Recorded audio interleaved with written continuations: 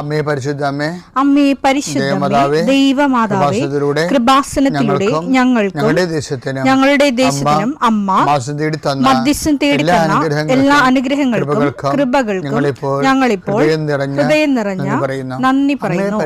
അമ്മേ പരിശുദ്ധമേ, ദൈവമാതാവേ, 2004 ഡിസംബർ 7 ഉച്ചകഴിഞ്ഞ് 2:30 കൃപാസനത്തിൽ സംഭവിച്ച അമ്മയുടെ പ്രത്യക്ഷപ്പെടലിനെ കുറിച്ച് തിരുസഭയ്ക്ക് സമർപ്പിച്ചിരിക്കുന്ന പഠനരേഖകളുടെ മേൽ സഭാത്മകമായ പഠനം ആരംഭിക്കുവാൻ ഞങ്ങൾ പ്രാർത്ഥിക്കുന്നു.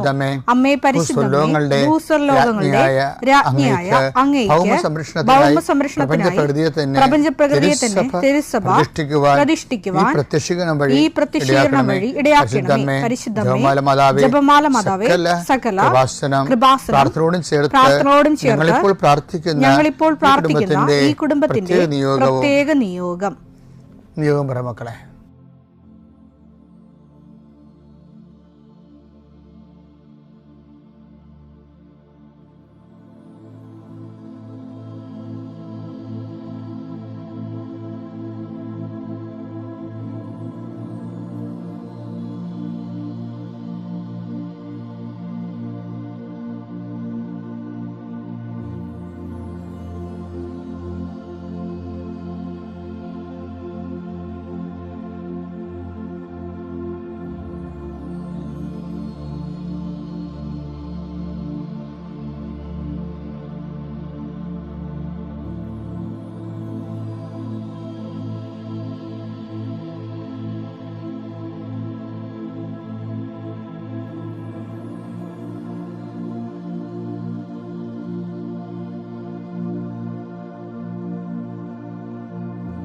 അമ്മയുടെ പ്രത്യക്ഷീകരണത്തിന്റെ ഈ അനുഗ്രഹവേളയിൽ ഞങ്ങൾക്ക് സാധിച്ചു തരുവാൻ കനിയണമേ.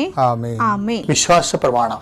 സർവശക്തനായ പിതാവും ആകാശത്തിന്റെയും ഭൂമിയുടെയും സൃഷ്ടാവുമായ ദൈവത്തിൽ ഞാൻ വിശ്വസിക്കുന്നു.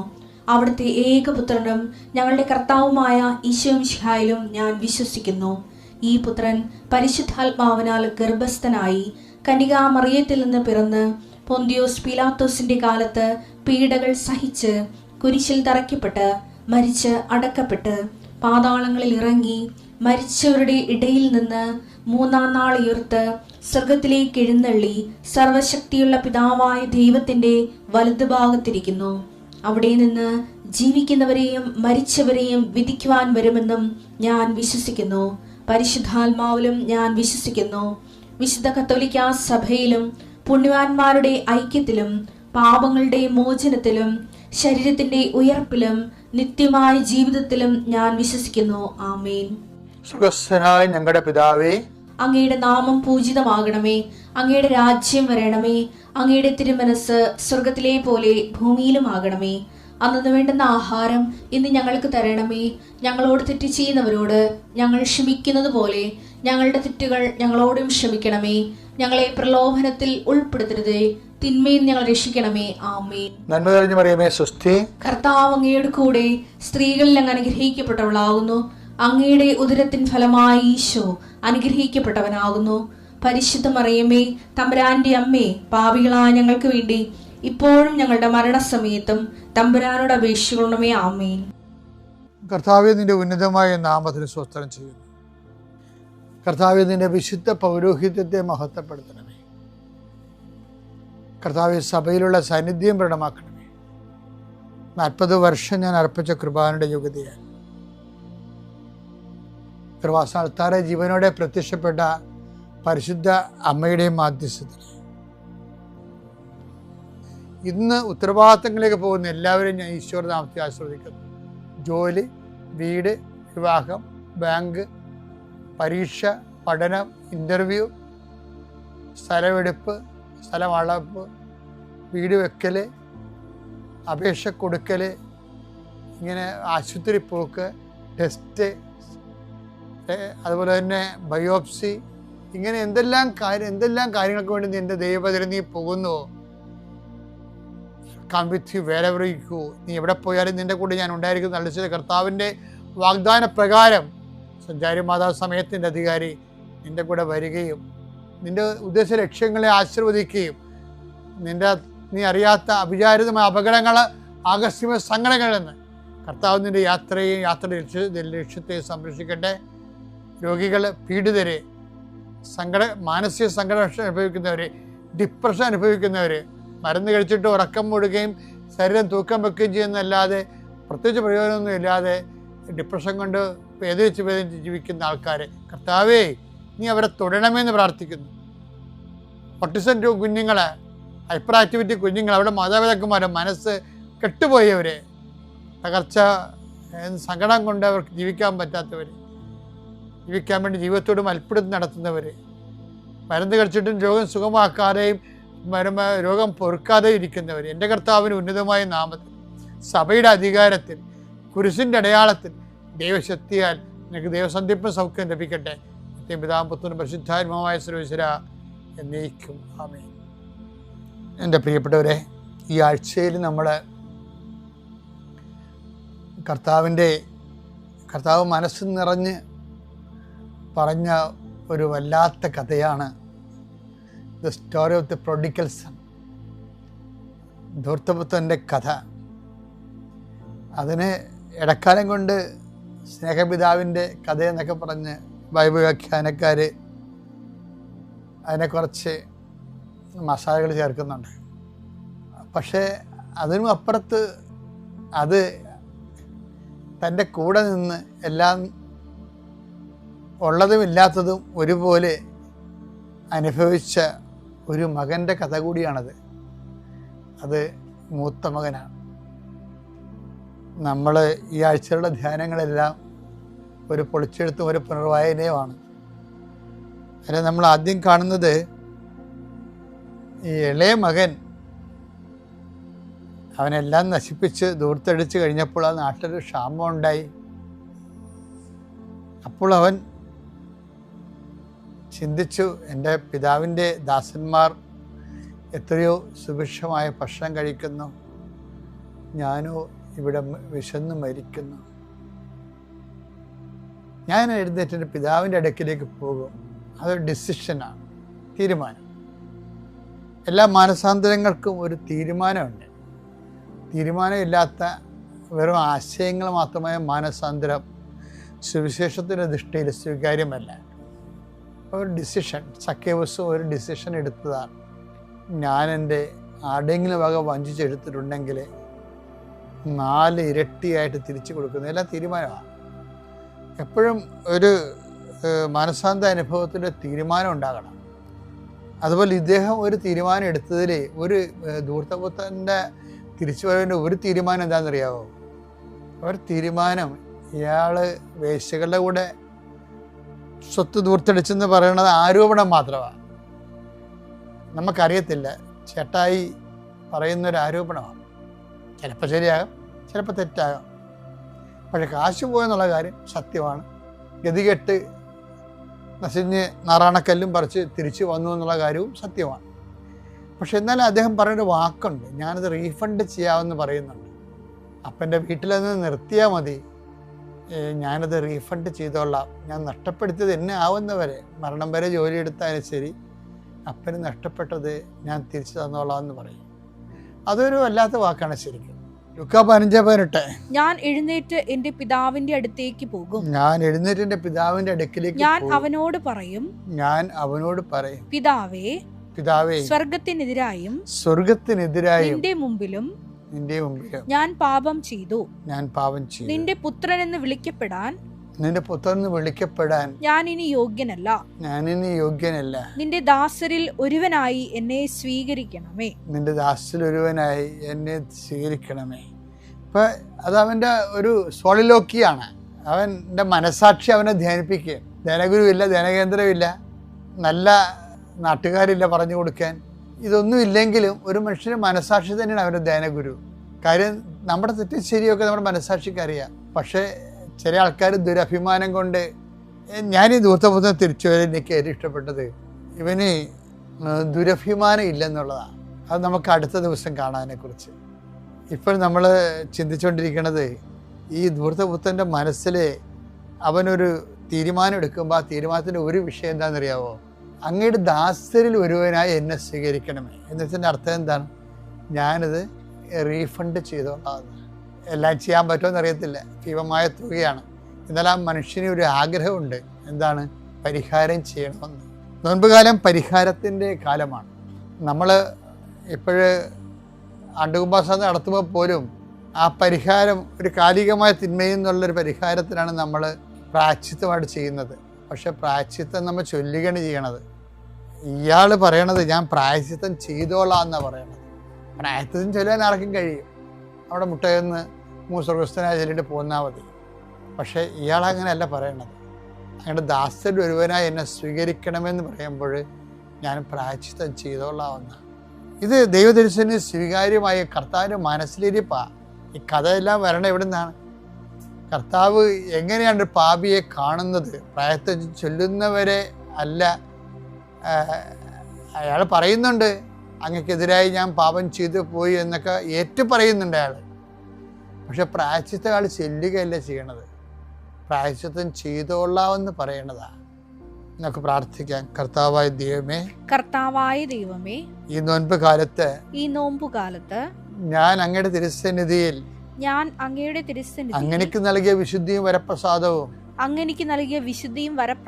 നഷ്ടപ്പെടുത്തിക്കൊണ്ട് അങ്ങയുടെ കൃപയിൽ നിന്ന് അങ്ങയുടെ വിശുദ്ധ രക്തത്തിനെതിരായി ചെയ്ത പാപങ്ങളെ ഓർത്ത് അങ്ങയുടെ കൃപയിൽ നിന്ന് മാറ്റപ്പെട്ടതിനെ ഓർത്തും ഞാൻ പശ്ചാത്തപിക്കുന്നു. അങ്ങനെ സംഭവിച്ചു പോയതിൽ ഞാൻ ഖേദിക്കുകയും എന്റെ പാപങ്ങൾക്കെല്ലാം ധൂർത്തപുത്രനെ പോലെ അക്ഷരാർത്ഥത്തിലെ പരിഹാരം ചെയ്യാനുള്ള കൃപ എനിക്ക് നൽകണമേ എന്ന് പ്രാർത്ഥിക്കുന്നു. അപ്പൊ നിങ്ങളവർക്ക് എന്താണ് പശ്ചാത്താപം, എന്താണ് പരിഹാരം ചെയ്യേണ്ടതെന്ന്? ഇപ്പൊ നിങ്ങളൊരു അബോർഷനാണ് സംഭവിച്ചതെന്നുണ്ടെങ്കിൽ അബോർഷന്റെ പരിഹാരം എന്താ? 2-3 പരിഹാരങ്ങളുണ്ട്. ഒന്ന്, ഒരു കുഞ്ഞിനെ ദത്തെടുക്കുക, അല്ലേ? പഠിക്കാത്ത കുഞ്ഞുങ്ങൾ, അപ്പനില്ലാത്ത കുഞ്ഞുങ്ങളുണ്ടാകും, അപ്പം മരിച്ചുപോയ കുഞ്ഞുങ്ങളുണ്ടാകും. അതുപോലെ തന്നെ ഇപ്പം കഴിഞ്ഞ ദിവസങ്ങളൊരു ചെയ്തിരിക്കുന്നത് ഓട്ടിസമുള്ള കുഞ്ഞുങ്ങളെയൊക്കെ വളർത്തുകയാണ്. ചെറിയൊരു വരുമാനത്തിലാണ്, പക്ഷേ ആ വരുമാനം കൊണ്ട് എന്താകാനാണ്? ഓട്ടിസമുള്ള ഒരു കുഞ്ഞിനെ വളർത്താൻ ഒരു അമ്മക്ക് പറ്റുന്നില്ല. അപ്പോഴാണ് 5-6 കുഞ്ഞുങ്ങളെ ഒരമ്മ വളർത്തിക്കൊണ്ട് വരണത്. അപ്പോൾ അത് ഉള്ളിലൊരു പരിഹാരമാണ് ശരിക്കും പറഞ്ഞാൽ. ഇതുപോലെ തന്നെയാണ് ചിലർ അനാഥാലയങ്ങളിൽ പോയി പ്രായമായവരുടെ ഉടുപ്പൊക്കെ അലക്കി കൊടുക്കുകയും അവർക്ക് ഇങ്ങനെ ബോധമില്ലാതെ ഫസ്റ്റ് കോളും സെക്കൻഡ് കോളും ഒക്കെ കഴിഞ്ഞ് കിടക്കുന്ന ആൾക്കാരെ കഴുകുന്നില്ലേ? ഇപ്പം കന്യാസിമാർ 2 പേരൊക്കെ ചിലപ്പോൾ ഉണ്ടാകത്തുള്ളൂ. ഓരോരുത്തരുടെ കഴുകി വരുമ്പോൾ തന്നെ മണി 12 ആവും. അത് നിസ്സാര കാര്യമില്ല. അപ്പം നമ്മുടെ സിസ്റ്റേഴ്സിൻ്റെ ദൈവവിളി എന്ന് പറഞ്ഞാൽ ആ ദൈവവിളിയുടെയൊക്കെ മുമ്പിൽ നമ്മൾ തൊപ്പിയെടുത്ത് ഹാറ്റ് ഓഫ് ചെയ്യേണ്ടി വരുമോ? കാര്യം ഞാനൊരു ജന്മന വൈകല്യമുള്ള കുഞ്ഞുങ്ങളുടെ ഒരു കോൺവെൻറ്റിൽ വയനാട്ടിലോ എവിടെയോ ചെന്നപ്പോൾ DSSകാരുടെ എൻ്റെ മനസ്സ് നിറഞ്ഞു പോയി. 2 സിസ്റ്റർമാർ ആ ജന്മം മൊത്തം ഒഴിഞ്ഞു വെച്ചിരിക്കുകയാണ് ഈ കുഞ്ഞുങ്ങൾക്ക് വേണ്ടി. അവിടെ അമ്മമാർ പോലും നോക്കണതിനേക്കാളുമാണ് അവർ നോക്കുന്നത്. എനിക്കത് എങ്ങനെ അവർ ചെയ്യണമെന്ന്. ഈ ക്രിസ്ത്യൻ ചാരിറ്റി എന്ന് പറയുന്നത് ബൈബിളിലുള്ളതിനേക്കാളും പവർഫുള്ളായിട്ടാണ് ഈ പലരും ചെയ്യണത് ഇന്നത്തെ കാലത്ത്. അതാണ് പരിഹാരം ചെയ്യുക. മറ്റുള്ളവരുടെ തിന്മകൾക്ക് പോലും നമ്മൾ പരിഹാരം ചെയ്യുമ്പോൾ ദൈവത്തിരുസേന റിട്ടാലിയേഷൻ സംഭവിക്കും, നീതീകരിക്കപ്പെടുകയും അതിൻ്റെ ഓഹരി കൃപയായി ചൊരിഞ്ഞു കിട്ടുകയും നമ്മുടെ ആത്മാ പുണ്യപ്പെടുകയും ചെയ്യുന്നൊരു കാലമാണ് നോൻപുകാലം. ഇത് ചെയ്യണേ. പിതാവിൻ്റെയും പുത്രൻ്റെയും പരിശുദ്ധാത്മാവിൻ്റെ പ്രത്യക്ഷീകരണത്തിന് സാക്ഷിയാകാൻ എന്നെ സഹായിച്ചതിന് മാതാവിനും തിരുക്കുമാരനും കോടാനുകൂടി നന്ദി പറയുന്നു. എൻ്റെ പേര് ട്രീസ. ഞാൻ ബാംഗ്ലൂരിൽ നിന്ന് വരുന്നു. ഞാൻ ബെൽത്തങ്കടി രൂപതയിലെ, കർണാടകയിലെ ബെൽത്തങ്കടി രൂപതയിലെ കുട്ടർപാടി ഇടവംഗമാണ്. ഞാനിവിടെ ഉടമ്പടി എടുക്കാൻ വരുന്നത് ഡിസംബർ 2-ാം തീയതിയാണ്. 2025 ഡിസംബർ 2-ാം തീയതി. ഞാൻ 2.5 വർഷമായിട്ട് എൻ്റെ മെറ്റർനിറ്റി ബ്രേക്ക് കഴിഞ്ഞിട്ട് ജോലിയില്ലാതെ ഇരിക്കുമായിരുന്നു. ഞാൻ കൊച്ചിന് 1 വയസ്സായപ്പം തൊട്ട് ഞാൻ ജോലിക്ക് വേണ്ടി ട്രൈ ചെയ്യുന്നുണ്ട്, ഇൻ്റർവ്യൂ ഒക്കെ അറ്റൻഡ് ചെയ്യുന്നുണ്ട്. അതിൻ്റെ ഇടയ്ക്ക് ഞാൻ എൻ്റെ സ്കിൽ അപ്ഗ്രേഡേഷൻ ചെയ്യാൻ വേണ്ടിയിട്ട് ഞാനൊരു കോഴ്സ് ചെയ്യുകയും അത് കഴിഞ്ഞ് ഞാൻ ട്രൈ ചെയ്തുകൊണ്ടിരിക്കുകയാണ്. 1 വർഷമായിട്ട് ട്രൈ ചെയ്തിട്ട് എനിക്കൊന്നും കിട്ടുന്നില്ല. അങ്ങനെ ഞാൻ മാതാവിനോടും ഈശോയോടുമൊക്കെ പ്രാർത്ഥിക്കുന്നുണ്ട്. എൻ്റെ മമ്മി ഇവിടെ വന്ന് ഉടമ്പടി എടുത്തിട്ടുണ്ടായിരുന്നു. അപ്പം മമ്മി എൻ്റെ അടുത്ത് പറയുന്നുണ്ട്, നീ ഒന്ന് പോയി കൃപാസനത്തിൽ പോയി ഉടമ്പടി എടുക്ക്, അല്ല ഓൺലൈനെങ്കിലും ഒരു ഉടമ്പടി എടുക്കുമെന്ന് പറയുന്നുണ്ട്. പക്ഷെ ഞാനൊക്കെ അന്നേരമൊക്കെ വിചാരിച്ചു ഉടമ്പടി എടുത്തിട്ട് തന്നെ അല്ലല്ലോ, ഞാൻ മാതാവിൻ്റെ അടുത്ത് പ്രാർത്ഥിക്കുന്നുണ്ടല്ലോ, എല്ലായിടത്തും മാതാവുണ്ടല്ലോ, പിന്നെ എന്താ ഇങ്ങനെ എനിക്ക് ജോലി കിട്ടാത്തതെന്ന് ഞാൻ വിഷമിച്ചുകൊണ്ടിരുന്നു. അങ്ങനെ ഞാനൊരു ദിവസം ഒക്ടോബറൊക്കെ ലാസ്റ്റൊക്കെ ആയപ്പം ഞാൻ ഉടമ്പടി എടുക്കാമെന്ന് തീരുമാനിച്ചു. ഓൺലൈൻ ഉടമ്പടി എടുക്കാമെന്ന് തീരുമാനിച്ചു. ഞാൻ ഓൺലൈൻ ഉടമ്പടിയുടെ പേജിൽ പോയി സെർച്ച് ചെയ്തു, കാര്യങ്ങളൊക്കെ നോക്കി. അപ്പം ഉടമ്പടി വസ്തുക്കളൊന്നും അതിൽ കിട്ടത്തില്ല. നമ്മുടെ നിയോഗങ്ങളൊക്കെ എഴുതി വെച്ച് പ്രാർത്ഥിക്കാമെന്നുള്ളതേ പറ്റത്തുള്ളൂ. അപ്പോൾ ഞാനത് മമ്മിയുടെ അടുത്ത് പറഞ്ഞു, ശരിയാ, നീ ഓൺലൈൻ ഉടമ്പടി എടുക്കണ്ട, നീ അവിടെ തന്നെ പോയി ഉടമ്പടി എടുത്താൽ മതി. പക്ഷേ എൻ്റെ കുഞ്ഞുങ്ങൾ 2 പേരുണ്ട്. ഒരാൾ 5 വയസ്സും അടുത്ത ആൾ 2 വയസ്സുമാണ്. അവരെ കൊണ്ട് ഇവിടെ വരാനും എനിക്ക് ഉടമ്പടി എടുക്കാനും ഒക്കെ കുറച്ച് പാടുള്ള കാര്യമാണ്. അതല്ല, ഞങ്ങൾ 4 പേര് ഹസ്ബൻഡും പിള്ളേരുമായിട്ട് ബാംഗ്ലൂരിലാണ് താമസിക്കുന്നത്. കുഞ്ഞ് സ്കൂളിലും പോകുന്നുണ്ട്. അപ്പോൾ അവരുടെ ലീവൊക്കെ നോക്കിയിട്ട് വേണം. അപ്പോൾ ഞാൻ നവംബർ തൊട്ട് ഞാനിങ്ങനെ ഓൺലൈൻ നിബന്ധനകളൊക്കെ നോക്കിയപ്പോൾ അതിൻ്റെ അകത്ത് നിബന്ധനകളൊക്കെ പാലിക്കാൻ എനിക്ക് പറ്റുമോ എന്നുള്ള സംശയം ഉണ്ടായിരുന്നു. അപ്പം ഞാൻ വിചാരിച്ചു, ആദ്യം ഞാൻ ഈ നിബന്ധനകളിലേക്ക് നടത്തി ഞാൻ ട്രൈ ചെയ്യാം ആദ്യം. അത് കഴിഞ്ഞിട്ട് ഞാൻ പോയി ഉടമ്പടി എടുക്കാം. കാരണം ഞാനിവിടെ വന്ന് ഉടമ്പടി എടുത്ത് അതെല്ലാം പാലിച്ചിരിക്കണം. അത് കാരണം ഞാൻ നവംബർ ആദ്യം തൊട്ടേ വിശുദ്ധ കുർബാനയിൽ പങ്കെടുക്കാനും, അല്ലെങ്കിൽ ഞായറാഴ്ചകളിൽ മാത്രം പങ്കെടുത്തുകൊണ്ടിരുന്നതാണ്. വിശുദ്ധ കുർബാനയിൽ പങ്കെടുക്കാനും അച്ഛൻ്റെ ഡെയിലി ബ്രെഡ് ദിവസം 5:30 രാവിലെ എഴുന്നേറ്റ് പ്രാർത്ഥിക്കാനും എല്ലാം ഞാൻ പരിശ്രമിച്ചുകൊണ്ടിരുന്നു. അത് കഴിഞ്ഞ് അന്നേരം തൊട്ട് ഞാൻ ഇൻ്റർവ്യൂവിന് പ്രിപ്പയർ ആകുന്നതൊക്കെ വിട്ടു. അപ്ലൈ ചെയ്തുകൊണ്ടിരിക്കും, എന്തെങ്കിലും വന്നെങ്കിൽ ജസ്റ്റ് അറ്റൻഡ് ചെയ്യും. ഇൻ്റർവ്യൂ അപ്ലൈ ചെയ്താലും മാസത്തിൽ 1-2 ഇൻ്റർവ്യൂ എനിക്ക് വരാറുള്ളൂ. വന്നെങ്കിൽ തന്നെ ഫസ്റ്റ് റൗണ്ട്, സെക്കൻഡ് റൗണ്ടൊക്കെ ക്ലിയർ ആവും. ചിലപ്പോൾ 3rd റൗണ്ടിൽ എനിക്ക് കിട്ടാറില്ല. ഞാൻ എൻജിനീയറിംഗ് ആണ് പഠിച്ചത്. അതിൻ്റെ മുമ്പ് 8 ഇയേഴ്സോളം ഞാൻ വർക്ക് ചെയ്തിട്ടുണ്ട്. പക്ഷേ ഇത്രയും നാളും ഞാൻ വർക്ക് ചെയ്തതിലൊന്നും ഞാൻ അത്ര സാറ്റിസ്ഫൈഡ് അല്ല. ബിക്കോസ് ഞാൻ ഒന്നെങ്കിൽ അത് കോൺട്രാക്ട് ബേസ് ആയിരിക്കും, ഡയറക്റ്റ് ആണെങ്കിലും കറക്റ്റായിട്ടൊരു IT ഫീൽഡല്ല. ഞാൻ IT ഫീൽഡ് ടെസ്റ്റിംഗ് ഇതിലാണ് ഇപ്പം വർക്ക് ചെയ്യുന്നത്. അപ്പം അതൊക്കെ എനിക്ക് വിഷമമാണ്. എൻജിനീയറിങ് ചെയ്തിട്ടും ഒരു നല്ല ജോലി കിട്ടിയിട്ടില്ല എന്നൊക്കെ വെച്ച്. അങ്ങനെ ഈ 1 മാസത്തോളം ഞാൻ ഈശോയോടും മാതാവിനോടും കൂടുതലടുത്ത് എല്ലാ കാര്യങ്ങളും നിബന്ധനകളെല്ലാം പാലിച്ചുകൊണ്ട് ഞാൻ പ്രാർത്ഥിച്ചുകൊണ്ടിരുന്നു. അങ്ങനെ ഇങ്ങോട്ട് വരാനുള്ള ടിക്കറ്റ് നോക്കിയിട്ട് എനിക്ക് ടിക്കറ്റൊന്നുമില്ല. ബാംഗ്ലൂരിൽ നിന്ന് ഇങ്ങോട്ടേക്ക് ഫുൾ ടൈം ടിക്കറ്റ് 2-3 മന്ത്സത്തേന് ടിക്കറ്റ് ഫുള്ളാണ്. അപ്പോൾ തത്കാലം എടുത്ത് വരാനുള്ള ഓപ്ഷനേ ഉള്ളൂ. അങ്ങനെ ഞാൻ നവംബർ ലാസ്റ്റ് ആയപ്പോഴത്തേനും തത്കാലം എടുക്കാൻ ട്രൈ ചെയ്തു. ആദ്യ പ്രാവശ്യം എടുത്തപ്പോഴത്തേനും അത് ക്യാൻസലായിപ്പോയി. അങ്ങനെ ഡിസംബർ 1-ാം തീയതി ഞായറാഴ്ചയായിരുന്നു, അല്ല നവംബർ 30-ാം തീയതി ഞായറാഴ്ചയായിരുന്നു. അന്ന് ഞങ്ങൾ പള്ളിയിൽ പോയിട്ട് വരുന്ന സമയത്ത് ആൾമോസ്റ്റ് 11:10 ആയി. 11:10 മുമ്പേ ടിക്കറ്റ് 11 കറക്റ്റായിട്ട് ടിക്കറ്റ് എടുത്താലേ കിട്ടത്തുള്ളൂ. പക്ഷെ 11:10 ആയപ്പോഴത്തേനും ഞാൻ ഹസ്ബൻഡിൻ്റെ അടുത്ത് പറഞ്ഞു, നോക്കായിരുന്നു ഒന്ന് ടിക്കറ്റ് ഉണ്ടോ എന്ന്. അങ്ങനെ ഞങ്ങൾ കാറ് സൈഡിലാക്കി ടിക്കറ്റ് ഉണ്ടോ എന്ന് നോക്കിയപ്പോൾ ഞങ്ങൾക്ക് അത് ഒരു ടിക്കറ്റ് കിട്ടുകയും ചെയ്തു. അങ്ങനെ നെക്സ്റ്റ് ഡേക്കുള്ള ടിക്കറ്റ് കൺഫേം ആയിട്ടില്ല. എനിക്ക് മൺഡേ നൈറ്റ് അവിടെ നിന്ന് ഇങ്ങോട്ട് കയറാനുള്ള ടിക്കറ്റായി, ട്യൂസ്ഡേ രാവിലെ ഇവിടെ വരാനുള്ളത്. അങ്ങനെ ഞങ്ങൾ അവിടെ നിന്ന് പോകുന്നു, വീട്ടിലെത്തി. അതിൻ്റെ മുമ്പ് സാറ്റർഡേ ഞാനൊരു ഫസ്റ്റ് റൗണ്ട് ഇൻ്റർവ്യൂ കൊടുത്തിട്ടുണ്ടായിരുന്നു. അത് ബിഗ് 4 കമ്പനിയിൽ ഒരു കമ്പനിയായ EY എന്ന് പറഞ്ഞൊരു കമ്പനിയിലാണ് ഞാൻ ഫസ്റ്റ് റൗണ്ട് ഇൻ്റർവ്യൂ കൊടുത്തിരുന്നത്. ഞാൻ അതിലൊന്നും പ്രതീക്ഷ വെച്ചില്ല. അങ്ങനെ അതിൻ്റെ കാര്യമൊന്നും ഞാൻ ചിന്തിച്ചിട്ടില്ല. തിങ്കളാഴ്ച നൈറ്റ് ഇങ്ങോട്ട് കയറാനുള്ള ഇതിലാണ് ഞാൻ ഇരിക്കുന്നത്. അങ്ങനെ തിങ്കളാഴ്ച ഉച്ചയായപ്പോഴത്തേനും എനിക്ക് അവിടുന്ന് കോൾ വന്നു, ഫസ്റ്റ് റൗണ്ട് ക്ലിയർ ആയിട്ടുണ്ട്, സെക്കൻഡ് റൗണ്ടിന് ചൊവ്വാഴ്ച വരണമെന്ന് പറഞ്ഞു. അപ്പം ഞാൻ കഷ്ടപ്പെട്ട് തത്കാൽ ടിക്കറ്റ് എനിക്ക് കിട്ടിയതാണ്, മാതാവിൻ്റെ അടുത്ത് വരാനുള്ള ഒരു അവസരം കിട്ടിയതാണ്. അപ്പം ഞാൻ അവരുടെ അടുത്ത് പറഞ്ഞു എനിക്ക് ചൊവ്വാഴ്ച വരാൻ പറ്റത്തില്ല, ബുധനാഴ്ച ആണെങ്കിൽ ഞാൻ വരാമെന്ന് പറഞ്ഞു. അവർ പറഞ്ഞു ഇല്ല ചൊവ്വാഴ്ച തന്നെ വരണമെന്ന് പറഞ്ഞു. ഇല്ല കുഴപ്പമില്ല, എനിക്ക് വരാൻ പറ്റത്തില്ലെന്ന് പറഞ്ഞ് ഞാൻ കോൾ കട്ട് ചെയ്തു. അത് കഴിഞ്ഞിട്ട് അവിടുന്ന് 2-3 പേര് മാറി വിളിച്ചു. അവർ പറഞ്ഞു ഉച്ച കഴിഞ്ഞെങ്കിലും വരാൻ ശ്രമിക്കുമെന്ന് പറഞ്ഞു. ഇല്ല എനിക്ക് വെനസ്ഡേ എനിക്ക് ചാൻസ് തരുവാണെങ്കിൽ ഞാൻ വരാമെന്ന് പറഞ്ഞു. അപ്പോൾ അവർ പറഞ്ഞു വെനസ്ഡേ നിങ്ങൾക്ക് ചാൻസ് കിട്ടാൻ കുറവാണ്, ബിക്കോസ് ചൊവ്വാഴ്ച വരുന്നവരിൽ ആരെങ്കിലും സെലക്ട് ചെയ്താൽ നിങ്ങൾക്ക് ചാൻസ് കിട്ടത്തില്ല, അങ്ങനെ ഉള്ളൂ എന്ന് പറഞ്ഞു. കുഴപ്പമില്ല, എനിക്ക് വെനസ്ഡേ ആണെങ്കിൽ മതി, ചൊവ്വാഴ്ച എനിക്ക് വരാൻ പറ്റത്തില്ലെന്ന് ഉറപ്പ് പറഞ്ഞു ഞാൻ. അങ്ങനെ ഞാനിവിടെ വരികയും ഉടമ്പടി എടുക്കുകയും ഉടമ്പടി എടുത്ത് പ്രദർശനത്തിൽ എനിക്ക് തിരി കിട്ടുകയും ചെയ്തു. എനിക്ക് തിരിയും കൂടെ കിട്ടിയപ്പം കൂടുതൽ സന്തോഷമായിരുന്നു. അത് കഴിഞ്ഞ് ഇവിടെ വന്ന് പ്രാർത്ഥനയൊക്കെ കഴിഞ്ഞ്, അതുമല്ലാതെ എനിക്ക് ഒറ്റയ്ക്ക് വരുന്നതായിരുന്നു ഇനിയൊരു ബുദ്ധിമുട്ട്.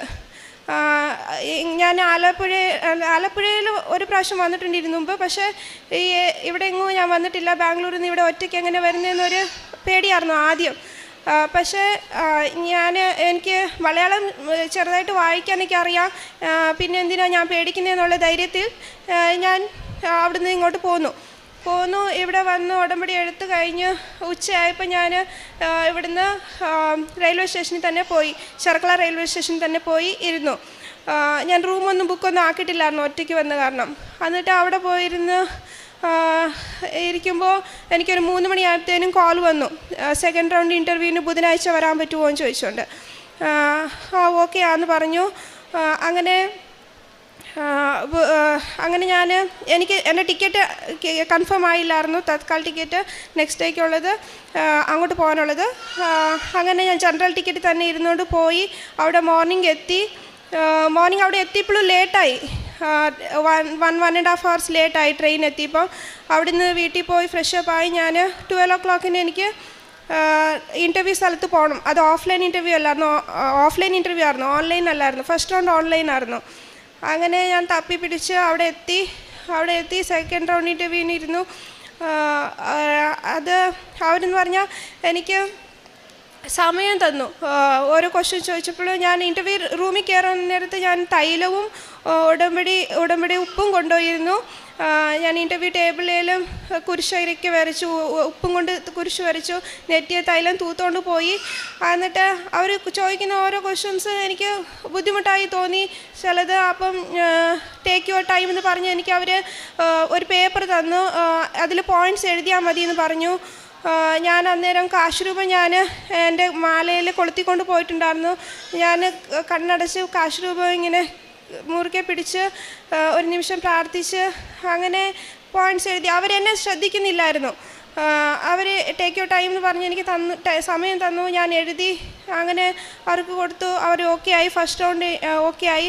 സെക്കൻഡ് റൗണ്ട് ഉണ്ടെന്ന് പറഞ്ഞു അവിടെ രണ്ടാമത്. അത് കഴിഞ്ഞിട്ട് അതും ആൾമോസ്റ്റ് 2 hours ഇൻ്റർവ്യൂ ഉണ്ടായിരുന്നു, രണ്ട് റൗണ്ടായിട്ട്. അങ്ങനെ 2 റൗണ്ട് കഴിഞ്ഞു. വെയിറ്റ് ചെയ്യാൻ പറഞ്ഞു. അന്നേരം തന്നെ അവർ വന്ന് പറഞ്ഞു ക്ലിയർ ആയിട്ടുണ്ട്, ഈ വീക്ക് നെക്സ്റ്റ് വീക്കിനുള്ളിൽ തന്നെ ഓൺബോർഡിങ് ഉണ്ടാവുമെന്ന് പറഞ്ഞു. അങ്ങനെ ഞാൻ അവിടുന്ന് വന്നു. അതിൻ്റെ മുമ്പ് ഞാൻ പ്രാർത്ഥിക്കുമ്പം തന്നെ ഞാൻ സാക്ഷ്യത്തിൽ കേട്ടിട്ടുണ്ടായിരുന്നു ഡേറ്റ് ഇട്ട് പ്രാർത്ഥിക്കണമെന്ന്. അപ്പോൾ ഞാൻ ഡിസംബറിലാണല്ലോ ഇവിടെ വരുന്നത്, 7-ാം തീയതി പ്രത്യക്ഷീകരണ ദിവസമാണല്ലോ. അപ്പോൾ ഞാൻ മാതാവിൻ്റെ അടുത്ത് പറഞ്ഞു, അമ്മയുടെ പ്രത്യക്ഷീകരണ ദിവസത്തിനുള്ളിൽ തന്നെ എനിക്ക് എൻ്റെ ജോലിയുടെ കാര്യത്തിലൊരു തീരുമാനമാക്കണമേ എന്ന്. അങ്ങനെ ഡിസംബർ 3-ാം തീയതി തന്നെ എനിക്ക് ജോലി കൺഫേമായി. 10-ാം തീയതി എനിക്ക് ഓഫർ ലെറ്റർ വന്നു. 11-ാം തീയതി ഞാൻ ജോയിൻ ചെയ്തു. എനിക്ക് ഈ ജോലി മേടിച്ചു തന്ന ഈശോയ്ക്കും മാതാവിനും കോടാനുകോടി നന്ദി പറയുന്നു. കാരുണ്യപ്രവൃത്തിയായിട്ട് വൃദ്ധസദനം സന്ദർശിക്കുകയും അവിടെയുള്ള രോഗികളുടെ അടുത്ത് സമയം ചെലവാക്കുകയും അവർക്ക് വേണ്ടി കുറച്ച് ധനസഹായം ചെയ്യുകയും പാവപ്പെട്ട ആൾക്കാർക്ക് സഹായം ചെയ്യുകയും പഠിക്കാനുള്ള കൊച്ചിന് സഹായം ചെയ്തിട്ടുണ്ട്.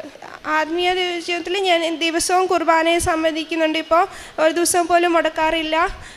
ദിവസവും ബൈബിൾ വായിക്കാറുണ്ട്. ചൊവ്വാഴ്ചകളിൽ അന്ന് പറ്റിയില്ലെങ്കിലും ആഴ്ചയ്ക്കുള്ളിൽ ഞാൻ അച്ഛൻ്റെ ധ്യാനം കൂടാറുണ്ട്, കൊന്ത ചെല്ലാറുണ്ട്. എനിക്ക് 2 ദിവസമാണ് ഓഫീസിൽ പോകാനുള്ളത്, 1-2 ദിവസം. ആ ദിവസങ്ങളിൽ ഞാൻ യാത്ര ചെയ്യുമ്പോൾ 3-4 കൊന്തകൾ ചെല്ലാറുണ്ട്. എല്ലാത്തിനും മാതാവിനും ഈശോയ്ക്കും കോടാനുകോടി നന്ദി പറയുന്നു. പ്രഭാഷകൻ 11:22. കർത്താവിൻ്റെ അനുഗ്രഹമാണ് ദൈവഭക്തനെ സമ്മാനം, അത് ക്ഷണനേരം കൊണ്ട് പൂവണിയുന്നു. ട്രിസ എന്ന ഈ മകളുടെ ഉടമ്പടി ജീവിതാനുഭവ സാക്ഷ്യം, മകൾക്ക് ഏറെ നാൾ പരിശ്രമിച്ച് ലഭിക്കാതിരുന്ന ജോലി പരിശുദ്ധ അമ്മ മാതാവിൻ്റെ തിരുനടയിൽ ഉടമ്പടി എടുക്കുവാൻ വിശ്വാസത്തോടെ മകൾ തീരുമാനിച്ച് അതിനുള്ള പരിശ്രമം തുടങ്ങുന്ന നാളുകളിൽ തന്നെ അമ്മ മാതാവ് മകൾക്ക് ജോലി ഒരുക്കി കൊടുക്കുന്നതിനെയാണ് ഈ അൾത്താരയിൽ സാക്ഷ്യപ്പെടുത്തിയത്. ഈ സാക്ഷ്യത്തിൻ്റെ ഒരു പ്രത്യേകത, മകളെ കൃപാസനത്തിലേക്ക് പോരുന്നതിന് വേണ്ടി ബാംഗ്ലൂരിൽ നിന്ന് തീരുമാനമെടുത്ത് ടിക്കറ്റ് എടുത്തു കഴിയുമ്പോൾ പോരുന്ന അതേ ദിവസം തന്നെ, ഇവിടെ എത്തിച്ചേരുന്ന അതേ ദിവസമാണ് ഇൻ്റർവ്യൂവിന് വേണ്ടി കമ്പനി വല്ലാതെ കണ്ട് പലരിലൂടെ നിർബന്ധിക്കുന്നത്. അത് മകളെടുക്കുന്ന ഒരു നിലപാട് അത് വളരെ പ്രധാനപ്പെട്ടതാണ്. മകളത് പല ആവർത്തി തൻ്റെ വാക്കുകളിലൂടെ സൂചിപ്പിച്ചു. ഓരോ തവണയും അവർ ചൊവ്വാഴ്ച തന്നെ ഇൻ്റർവ്യൂവിന് വരണം എന്ന് ആവശ്യപ്പെട്ടുകൊണ്ടിരിക്കുമ്പോൾ ഒരു കാരണവശാലും ജോലി കിട്ടിയില്ലെങ്കിൽ കൂടിയും ചൊവ്വാഴ്ച ഇൻ്റർവ്യൂവിന് വരുത്തില്ല. അത് അമ്മയുടെ അരികിൽ ഉടമ്പടി എടുക്കുന്നതിന് വേണ്ടി ഇങ്ങോട്ട് പോരേണ്ട ദിവസം, ഇവിടെ ഉടമ്പടി എടുക്കേണ്ട ദിവസമാണെന്ന് മകളത് അറിയിക്കുന്നുണ്ട്.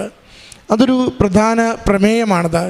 കാരണം നമ്മൾ ആത്മീയ ജീവിതം നയിക്കുന്നവർ നമ്മളെ ചില കാര്യങ്ങൾ ആത്മീയമായ ഒരുക്കങ്ങളിലും ആത്മീയ ജീവിതത്തിൻ്റെ ചില നിലപാടുകളും എടുക്കുവാൻ വേണ്ടി തയ്യാറായി നിൽക്കുമ്പോൾ എന്തെങ്കിലും ഒരു ഇറച്ചിക്കഷ്ണം കാണിച്ചാൽ, അപ്പക്കഷ്ണം കാണിച്ചാൽ നമ്മൾ നമ്മുടെ ആത്മീയ ജീവിതത്തിൻ്റെ രീതികളിൽ നിന്ന് മാറിപ്പോകുമോ, അതോ ആത്മീയ ജീവിതം ബലം പിടിപ്പിക്കുവാനുള്ള ആ രീതികളിൽ ഉറച്ചു നിൽക്കുമോ? മകൾക്ക് വേണമെങ്കിൽ ചെയ്യാമായിരുന്നു, ആ ടിക്കറ്റ് ക്യാൻസൽ ചെയ്തിട്ട് ചൊവ്വാഴ്ച ഇൻ്റർവ്യൂവിൽ പങ്കെടുക്കാമായിരുന്നു. ഒരു 10,000-1500 രൂപയുടെ ഒരു വ്യത്യാസം അല്ലെങ്കിൽ നഷ്ടം എന്ന് വേണമെങ്കിൽ കണ്ടുകൊണ്ട് ഒരു കോംപ്രമൈസ് വേണമെങ്കിൽ അതിനാകാമായിരുന്നു. പക്ഷേ കോംപ്രമൈസ് ഒരിക്കലും കവനന്റിനോട് ചേർന്ന് പോകുന്നതല്ല. നാം എവിടെയൊക്കെ കോംപ്രമൈസ് ചെയ്യുന്നുവോ ആ ഓരോ കോംപ്രമൈസും കവനന്റിനെ, ഉടമ്പടിയെ വീക്കൻ ചെയ്യും, ദുർബലമാക്കും.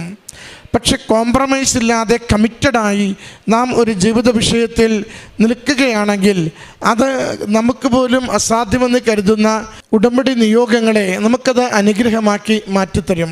അതുകൊണ്ട് ഉടമ്പടിയിൽ നമ്മളെപ്പോഴും ഇതൊന്ന് ഒരു ആത്മപരിശോധനയുടെ മേഖലയിൽ വെക്കേണ്ടതാണ്. നാം അമ്മ മാതാവിനോടൊപ്പം ഉടമ്പടി ജീവിച്ചു തുടങ്ങുമ്പോൾ ചില കാര്യങ്ങൾ, ആത്മീയ കാര്യങ്ങൾ, നല്ല കാര്യങ്ങൾ, ജീവിതത്തെ പരിവർത്തനപ്പെടുത്തുന്ന തീരുമാനങ്ങൾ എടുക്കുവാൻ വേണ്ടി തയ്യാറായി വരുമ്പോൾ നമുക്ക് ഏതെങ്കിലും കൊളുത്തുകൾ, എളുപ്പവഴികൾ, മറ്റെന്തെങ്കിലും കാര്യങ്ങൾ നമ്മുടെ ജീവിതത്തിൽ വന്ന് ചുറ്റുവരികുന്നുണ്ടോ? വല്ലാതെ നിർബന്ധിക്കുന്നുണ്ടോ? നാം അതിൽ വീണു പോകുന്നുണ്ടോ? അങ്ങനെ വല്ലാതെ ചുറ്റിവരിയുന്ന, നിർബന്ധിച്ചു കൊണ്ടിരിക്കുന്ന ചില കാര്യങ്ങളിൽ നാം വീണു പോകുന്നുവെങ്കിൽ അത് ഉടമ്പടിയെ തള്ളിപ്പറയലാണ്, ഉടമ്പടിയെ ഉപേക്ഷിക്കലാണ്. അതുകൊണ്ട് ഉടമ്പടിയിൽ എപ്പോഴും നമുക്ക് അസാധ്യമായത്, നാളിതുവരെ പരിശ്രമിച്ച് നമുക്ക് ലഭിക്കാത്തത്, ഒരുപക്ഷെ വല്ലാതെ നിരന്തരമായ ക്ലേശത്തിലേക്ക് ജീവിതം പോയിക്കൊണ്ടിരിക്കുന്നത്, ആ സാഹചര്യത്തിൽ ദൈവശക്തിയാൽ നമ്മുടെ ജീവിതം കരുപ്പിടിപ്പിക്കുവാൻ വേണ്ടി ആഗ്രഹിച്ച് ഉടമ്പടിയിലേക്ക് നാം ചേർന്ന് നിൽക്കുമ്പോൾ ആ ഉടമ്പടിയെ പൂർണ്ണമായിട്ട് വിശ്വസിക്കുവാനും ജീവിതത്തെ സമർപ്പിക്കുവാനും നമുക്ക് സാധിക്കണം. മകൾക്ക് അതേ ഇൻ്റർവ്യൂ തന്നെ ക്രമീകരിച്ചു കൊടുക്കുന്നുണ്ട്. മകൾ ആഗ്രഹിക്കുന്നത് പോലെ അമ്മയുടെ പ്രത്യക്ഷീകരണത്തിൻ്റെ 7-ാം തീയതിയോടടുത്ത് തന്നെ മകളുടെ ജോലി ക്രമീകരിച്ചു കൊടുക്കുന്നുണ്ട്. ആ ജോലി മകളിന്ന് ചെയ്യുകയും ചെയ്യുന്നുണ്ട്. നമ്മൾ ദൈവത്തിന് പ്രഥമ സ്ഥാനം കൊടുത്തുകൊണ്ട് ബാഹ്യമായ കാര്യങ്ങളെ അകറ്റി നിർത്തിയാൽ ദൈവം നമ്മുടെ ജീവിത വിഷയം ഏറ്റെടുത്തുകൊണ്ട് ക്ഷണനേരം കൊണ്ട് സമയ ചുരുക്കത്തിൽ നമുക്ക് അനുഗ്രഹത്തിൻ്റെ വഴികൾ തുറന്നു തരും. അതുകൊണ്ട് കോംപ്രമൈസ് ഇല്ലാതെ കമ്മിറ്റഡായ ജീവിതത്തിന് വേണ്ടി കവനന്റിൽ നിരന്തരം ശ്രദ്ധ കേന്ദ്രീകരിക്കുവാൻ നമുക്ക് പരിശ്രമിക്കണം. അത് നഷ്ടങ്ങളല്ല, നേട്ടങ്ങളായിരിക്കും ഈശോയിലൂടെ അമ്മ മാതാവ് നമുക്ക് നേടിത്തരിക. അതിൻ്റെ കൃപയ്ക്ക് വേണ്ടി പ്രാർത്ഥിക്കാം. ഈ മകൾക്ക് ലഭിച്ച ഈ അനുഗ്രഹത്തിന് അമ്മ മാതാവിനും തിരുക്കുമാരനും നന്ദി പറഞ്ഞുകൊണ്ട് കരങ്ങളടിച്ച് ഈ സാക്ഷ്യം സമർപ്പിക്കാം. ഈശോയോടും എൻ്റെ അമ്മയോടും കോടാനുകൂടി നന്ദി പറയുന്നു. ഞാൻ ആദ്യമായി കൃപാസനത്തെക്കുറിച്ച് അറിയുന്നത് ഞാനൊരു സെയിൽസ് ഗേളായിരുന്നു. അവിടെ വെച്ചൊരു ചേച്ചി എന്നോട് പറഞ്ഞു, മോളെ നീ കൃപാസനത്തിൽ വരുന്നുണ്ടോ എന്ന്. ഞാൻ പറഞ്ഞു, ചേച്ചി അത് ആലപ്പുഴ ജില്ലയിലാണ്, നീ വരുന്നുണ്ടോ എന്ന് ചോദിച്ചു. അപ്പോൾ ഞാൻ പറഞ്ഞു, ചേച്ചി എത്രയും ദൂരം ഒന്നും യാത്ര ചെയ്യാനുള്ള ശേഷി എനിക്കില്ല. അപ്പോൾ അതെന്താണെന്ന് ചോദിച്ചു. അപ്പോൾ ഞാൻ പറഞ്ഞു, ചേച്ചി എനിക്ക് 40 വർഷമായിട്ട് യാത്ര ചെയ്യുമ്പോൾ ഭയങ്കര ഛർദിലും തലകറക്കവും ക്ഷീണവും ഒക്കെ കാരണം എനിക്ക് പ്രാർത്ഥിക്കാൻ പറ്റില്ല ചേച്ചി എന്ന് പറഞ്ഞു. അപ്പോൾ ചേച്ചി പറഞ്ഞു, ശരി നീ വരണ്ട. അതിനുശേഷം 3-ാം ദിവസം ഞാൻ അമ്മയെ സ്വപ്നം കണ്ടു. അമ്മ എന്നെ ഇവിടേക്ക് വിളിക്കുന്നതായിട്ട്. രാവിലെ എഴുന്നേറ്റു, ഞാൻ ചേച്ചിയെ ഫോൺ ചെയ്തു, ചേച്ചി ഞാൻ കൃപാസനത്തിൽ വരുന്നു, എനിക്ക് പോകണം, എന്നെ അമ്മ വിളിച്ചു, എനിക്ക് അമ്മയെ കാണണം. ചേച്ചി പറഞ്ഞു, അതിനെന്താ നമുക്ക് എന്നാന്ന് വെച്ചാൽ പോവാൻ മുളയെന്ന് പറഞ്ഞു. അതിൻ്റെ 2-ന് ഞാനിവിടെ വന്നു. 2024 ഞാനിവിടെ വരുന്നത്. അപ്പോൾ ഇവിടെ വന്നു, അമ്മയെ കണ്ടു, പ്രാർത്ഥിച്ചു, എല്ലാം പോയി. വീട്ടിൽ ചെന്നപ്പോഴേ ഞാൻ ആലോചിക്കുന്നത്, ഞാൻ ഛർദ്ദിച്ചതേ ഇല്ല. ഈ 40 വർഷം കൊണ്ട് ഞാൻ ഛർദിലോടുകൂടി ബുദ്ധിമുട്ടിയിരുന്നൊരു വ്യക്തിയാണ്. ആ ഛർദിൽ അമ്മ പൂർണ്ണമായി എടുത്ത് കളഞ്ഞു. ഇന്ന് വന്നപ്പോഴും ഞാൻ ഛർദ്ദിച്ചിട്ടില്ല. പിന്നെ ഇതുവരെയും അങ്ങനെ ഒരു ബുദ്ധിമുട്ട് എനിക്കുണ്ടായില്ല. അതുകൊണ്ട് എനിക്ക് എൻ്റെ അമ്മയോട് കോടാനുകൂടി നന്ദിയുണ്ട്. അതുപോലെ കഴിഞ്ഞ ഒരു ദിവസം എനിക്ക് യൂട്രസിനകത്ത് പീരീഡ്സ് സമയമാകുമ്പോൾ നല്ല വയറുവേദനയും അതിശക്തമായ ബ്ലീഡിങ്ങും ആയിരുന്നു, നടുവേദനയും. ഞാൻ അങ്ങനെ ഒരു ഗൈനക്കോളജിയെ കണ്ടു. അപ്പോൾ ഡോക്ടർ പറഞ്ഞൊരു സ്കാൻ എടുത്തപ്പോൾ എൻഡോമെട്രിയം നല്ല കട്ടി കൂടിപ്പോയി. ഇതിനകത്തുനിന്ന് ഡിയാൻസി ചെയ്യുകയും ചെയ്യണം, ബയോപ്സിക്ക് അയക്കുകയും ചെയ്യണമെന്ന് പറഞ്ഞു. എനിക്കിത് കേട്ടപ്പോൾ ഭയങ്കര ഭയമായിരുന്നു. ഞാൻ വീട്ടിൽ വന്നു, അമ്മ എടുത്ത് പറഞ്ഞു, കരഞ്ഞു. എൻ്റെ വയറ്റിൽ തൈലം തൊട്ട് ഞാൻ കുരിശ് വരച്ച് പ്രാർത്ഥിച്ചു. അമ്മയല്ലാതെ എനിക്ക് വേറെ ആരുമില്ല ആശ്രയം, അമ്മയാണ് എൻ്റെ ജീവിതത്തിലെ ആശ്രയം.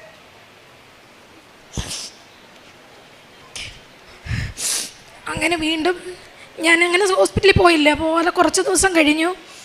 ഞാൻ എന്നിട്ട് വീണ്ടും ഒരു സ്കാൻ എടുത്തപ്പം വേറൊരു ഡോക്ടറെ പോയി കണ്ടു. ഡോക്ടർ പറഞ്ഞു, വേണ്ട, നിനക്കിതിന് ആവശ്യമില്ല, നീ ഇപ്പോൾ ഡിയാൻസി ചെയ്യുകയും വേണ്ട, നിനക്ക് ബയോപ്സിക്ക് അയക്കേണ്ട യാതൊരു പ്രശ്നങ്ങളും ഇല്ല എന്ന് പറഞ്ഞു.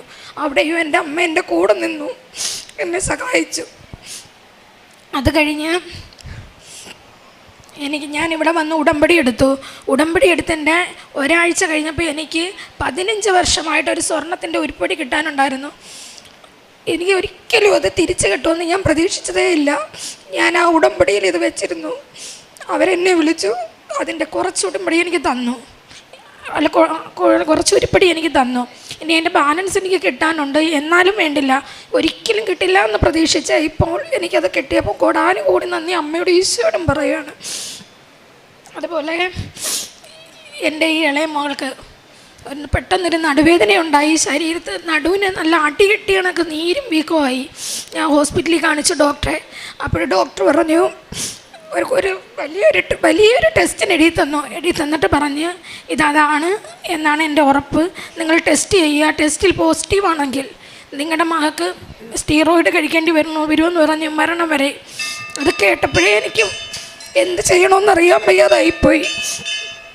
അങ്ങനെ ഞാൻ വീട്ടിൽ വന്നു, കരഞ്ഞു. എൻ്റെ കുഞ്ഞിന് വേണ്ടിയിട്ട് ഞാൻ പ്രാർത്ഥിച്ചു, തൈലം തൊട്ട് കുരിശ് വരച്ചു. അമ്മയോട് പറഞ്ഞു, എനിക്ക് സാമ്പത്തികമായിട്ടൊന്നുമില്ല, എനിക്ക് ആരുമില്ല, ഞാനൊരു വാടക വീട്ടിലാണ് താമസിക്കുന്നത്, ഞാൻ എൻ്റെ മക്കളെയും കൊണ്ട് ഒറ്റയ്ക്കാണ്, അമ്മ ഈശോ അല്ലാതെ എനിക്ക് ആരുമില്ല എന്ന് പറഞ്ഞപ്പോൾ അങ്ങനെ ഞാൻ വന്ന് ഉടമ്പടി എടുത്ത് 2-ന് റിസൾട്ട് വന്നപ്പോൾ എൻ്റെ കുഞ്ഞിന് നെഗറ്റീവായിരുന്നു. അതിനും ഞാൻ അമ്മയോടും ഈശോയോടും കോടാനുകൂടി നന്ദി പറയുന്നു. എനിക്ക് എൻ്റെ അസുഖം മാറ്റി തന്നതിന്, എൻ്റെ അമ്മയെ അറിഞ്ഞ് ജീവിക്കാൻ പറ്റിയതിന് ഞാൻ അമ്മയെടുത്ത് ഒരുപാട് നന്ദി പറയുന്നു. ഞാൻ 16 വയസ്സാവാൻ നോക്കിയിരിക്കുകയാണ് ഉടമ്പടി എടുക്കാൻ. ഞാനും എൻ്റെ കുഞ്ഞുങ്ങളും കുഞ്ഞുങ്ങളും നല്ല രീതിയിൽ അമ്മയെ വിളിച്ച് പ്രാർത്ഥിക്കുന്നുണ്ട്. ഞാനൊരു അക്രൈസ്തവയാണ്, അതാണ് എനിക്ക് പ്രധാനമായിട്ടും പറയേണ്ടത്. അമ്മ ഈശോ ഞാൻ അത്രയ്ക്ക് അറിഞ്ഞിട്ടാണ് ജീവിക്കുന്നത്. അമ്മ ഈശോ എപ്പോഴും എൻ്റെ കൂടെ ഉണ്ട്. അതുപോലെ ഇപ്പം കഴിഞ്ഞ ഈ ഒരു 2 ആഴ്ച വരെ ഉള്ളൂ എനിക്ക് നല്ല ശക്തമായ വയറുവേദനയും ഛർദിലും അതുപോലെ തന്നെ വയറൊക്കെ ഉണ്ടായി. ഞാൻ ഒരുപാട് ഹോസ്പിറ്റലിൽ കയറി ഇറങ്ങി, ഒരുപാട് ടെസ്റ്റുകൾ ചെയ്തു, അതിലൊന്നും ഒരു കുഴപ്പമില്ല എന്ന് പറഞ്ഞു. അപ്പോഴേ എൻ്റെ കൂടെ ഒരു ചേച്ചി പറഞ്ഞു, നീ ഗ്യാസ്ട്രോയെ ഒന്ന് കണ്ടു നോക്കും മോളെ എന്ന് പറഞ്ഞു. ഞാൻ അങ്ങനെ ഗ്യാസ്ട്രോയിൽ പോയപ്പോഴും ഞാൻ എൻ്റെ കാശ് രൂപ എൻ്റെ കയ്യിൽ ഇതുപോലെ പിടിച്ചിരിക്കും എവിടെ പോയാലും. അവിടെ ചെന്നപ്പോൾ ഡോക്ടർ എന്നോട് പറഞ്ഞു, നിൻ്റെ മോഷൻ 2 ദിവസം നീ ടെസ്റ്റ് ചെയ്യുക, അതിനകത്ത് ബ്ലഡിൻ്റെ അംശമോ മ്യൂക്കസോ പസ്സോ എന്തെങ്കിലും ഉണ്ടെങ്കിൽ നിനക്ക് കൊളോണോസ്കോപ്പി എടുക്കേണ്ടി വരുമെന്ന് പറഞ്ഞു. ആ കൊളോണോസ്കോപ്പി എന്ന് കേട്ടപ്പോഴേ എൻ്റെ ജീവൻ പോയി. എനിക്ക് അത്രയ്ക്ക് ഭയമുള്ളൊരു കാര്യമാണ് എൻഡോസ്കോപ്പിയും കൊളോണോസ്കോപ്പിയും. ഞാൻ ഡോക്ടറെ മുമ്പിൽ നിന്ന് കണ്ണ് നിറഞ്ഞു. ഡോക്ടർ പറഞ്ഞു, മോനെ നീ പേടിക്കണ്ട, ഒന്നുമില്ല, നീ ടെസ്റ്റ് ചെയ്തിട്ട് വാ. ഞാൻ ശരി ഡോക്ടറെ എന്നും പറഞ്ഞു ഞാൻ വന്നു. ഞാൻ ടെസ്റ്റ് ചെയ്തു. ആ ടെസ്റ്റ് എനിക്ക് നെഗറ്റീവാക്കി എൻ്റെ അമ്മ തന്നു. ഡോക്ടറെ അടുത്ത് ചെന്നു. ഡോക്ടർ എന്നോട് പറഞ്ഞു, നീ രക്ഷപ്പെട്ടല്ലോടാ, നിൻ്റെ അസുഖം മാറിയല്ലോ, നിനക്കിപ്പം കുഴപ്പമൊന്നും ഇല്ലല്ലോ, നിനക്ക് ബ്ലഡിനകത്ത് മോഷനകത്ത് യാതൊരു പ്രശ്നവും ഇല്ലല്ലോ എന്ന് എന്നോട് പറഞ്ഞു. അപ്പോഴും ഞാൻ എൻ്റെ അമ്മയെ എടുത്ത് കാണിച്ചു. എൻ്റെ അമ്മയാണ് എനിക്ക് അഭയം. എൻ്റെ അമ്മ കഴിഞ്ഞുള്ള ആരും എൻ്റെ കൂടെ എപ്പോഴും ഉണ്ട്. അമ്മയില്ലാത്തൊരു ജീവിതമില്ല. എനിക്ക് എപ്പോഴും എൻ്റെ അമ്മ അറിഞ്ഞു അമ്മയെ ഈശോയെ ചേർത്ത് നിർത്തി മുമ്പോട്ട് പോകാൻ ആഗ്രഹം. അതുപോലെ ഞങ്ങൾക്കൊരു പ്രാർത്ഥനാ ഗ്രൂപ്പുണ്ട്. ഞങ്ങളൊരു 16 പേര് ചേർന്നത് ഞങ്ങൾ തിരുവനന്തപുരം, ചെങ്ങന്നൂർ, അതുപോലെ തന്നെ അഞ്ചൽ, കൊല്ലം, അങ്ങനെ ഒരുപാടടുത്ത് ചേർന്ന് ഞങ്ങൾ 16 പേര് ചേർന്ന് പ്രാർത്ഥനാ ഗ്രൂപ്പ്, മരിയൻ ഗ്രൂപ്പ് എന്നും പറഞ്ഞുണ്ട്. ആ ഗ്രൂപ്പിൽ രാത്രി 8 മണിയാവുമ്പോൾ ഞങ്ങളെല്ലാവരും കയറും, ജപമാല പിടിക്കും. ഒരു ദിവസം പോലും മുടങ്ങത്തില്ല. കുറഞ്ഞത് ഒരു 15 പേരെങ്കിലും അതിനകത്ത് കാണും. 15 അല്ലെങ്കിൽ 10 ഇത്രയും പേര് വരാൻ പറ്റുന്നവരെല്ലാം വന്ന് ആ ജപമാല പിടിക്കുന്നുണ്ട്. അതുപോലെ ഞങ്ങൾ അഖണ്ഡ ജപമാല ഓരോരുത്തരുടെയും വീട്ടിൽ ഓരോ മാസവും ആദ്യം ഒരു ദിവസം ഞങ്ങൾ നടത്താറുണ്ട്. അതുപോലെ ബാക്കിയുള്ളവർക്കൊക്കെ അസുഖങ്ങളോ കാര്യങ്ങളോ എന്തെങ്കിലും പറഞ്ഞാൽ ഞങ്ങളെല്ലാവരും ഒത്തുകൂടി ആ വീട്ടിൽ ഇരുന്ന് ജപമാല പിടിക്കുകയും കരണക്കൊന്ത പിടിക്കുകയും കുരിശിൻ്റെ വഴി ചെയ്യുകയും എല്ലാം ഞങ്ങൾ ചെയ്യുന്നുണ്ട്. നല്ല രീതിയിൽ ആ പ്രാർത്ഥനാ ഗ്രൂപ്പ് മുമ്പോട്ട് പോയിക്കൊണ്ടിരിക്കുകയാണ്. അതുപോലെ തന്നെ അതിനകത്ത് നമ്മൾ പ്രേക്ഷിതം ചെയ്യുന്നുണ്ട്, കാരുണ്യ പ്രവർത്തികൾ ചെയ്യുന്നുണ്ട്. അതുപോലെ തന്നെ ഞാൻ പ്രേക്ഷിതം ചെയ്യുന്നതെന്ന് പറയാം. ഒരു ദിവസം ഞാൻ ഹോസ്പിറ്റലിൽ കിടന്ന് കഫക്കെട്ടായിട്ട്, അപ്പോഴും അവിടെ ഒരു 10 വയസ്സുള്ളൊരു കുഞ്ഞ് ഭയങ്കര ഛർദിലായിട്ട് ഒരു തുള്ളി വെള്ളം പോലും കുടിക്കാൻ പറ്റില്ല. ആ സമയത്ത് ആ കുഞ്ഞിൻ്റെ ഛർദിൽ കേട്ട് എനിക്ക് ശ്വാസം മുട്ടലായിട്ട് കിടക്കും. എനിക്കിത് കേൾക്കുമ്പോൾ തോറും വെപ്രാളം കയറുക.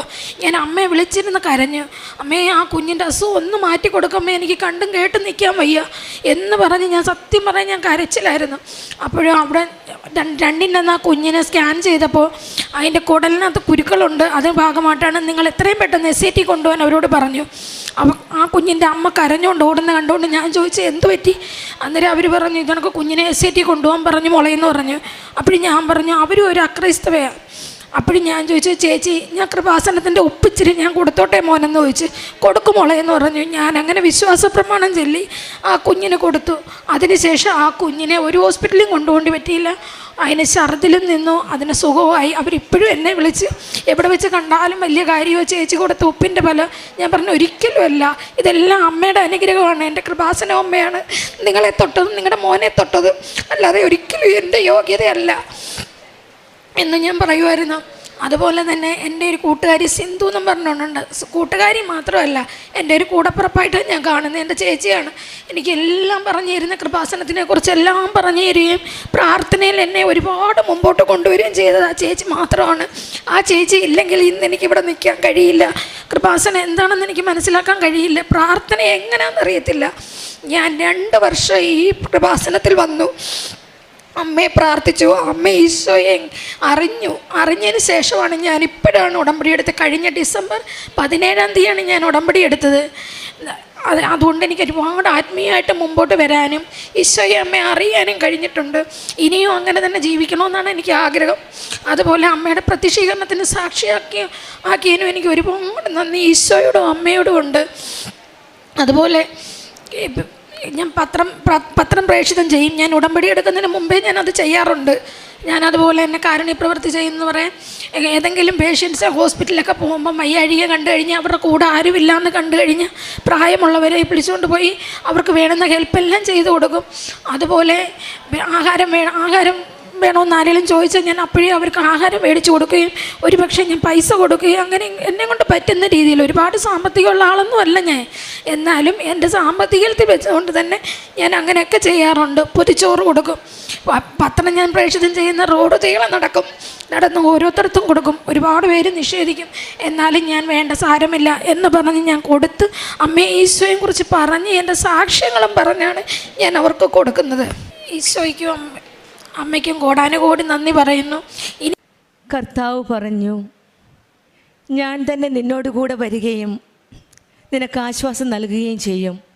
പുറപ്പാട് പുസ്തകത്തിലെ 33-ാം അധ്യായം 14-ാം വചനമാണ്. ഈ മകൾ പറഞ്ഞത് എത്രമാത്രം വിശ്വാസത്തോടെയാണ് പ്രേക്ഷിത പ്രവർത്തനം ചെയ്യുന്നതെന്നാണ്.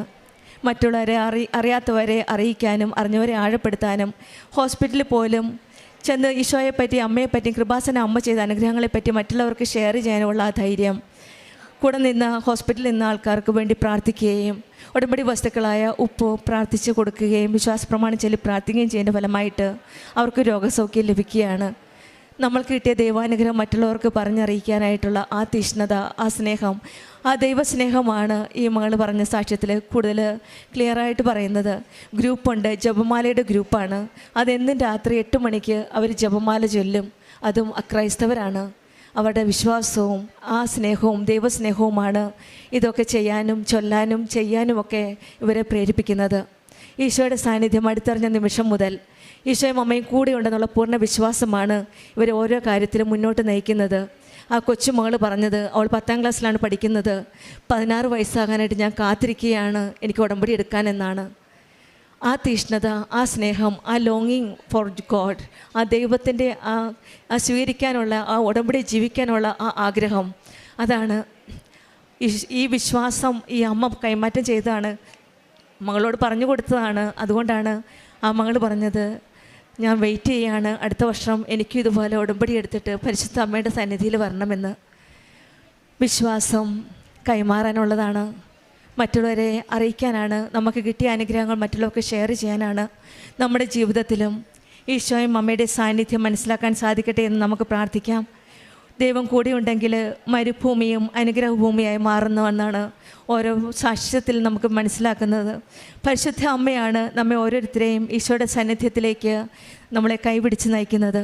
നമ്മുടെ ജീവിതത്തിൽ ദൈവ സാന്നിധ്യം അനുഭവിച്ചറിഞ്ഞ് ഉടമ്പടി ജീവിതം വിശ്വസ്തയോടെ നിലനിർത്താൻ ദൈവം നമ്മളെ അനുഗ്രഹിക്കട്ടെ എന്ന് പ്രാർത്ഥിക്കാം. നീത സഹദേവന് കുടുംബത്തിന് ലഭിച്ച എല്ലാ അനുഗ്രഹങ്ങൾക്കും നമുക്ക് കരങ്ങളടിച്ച് ദൈവത്തെ മഹത്വപ്പെടുത്താം. യേശുവേ നന്ദി, യേശുവേ സ്തുതി, ആവേ മരിയ.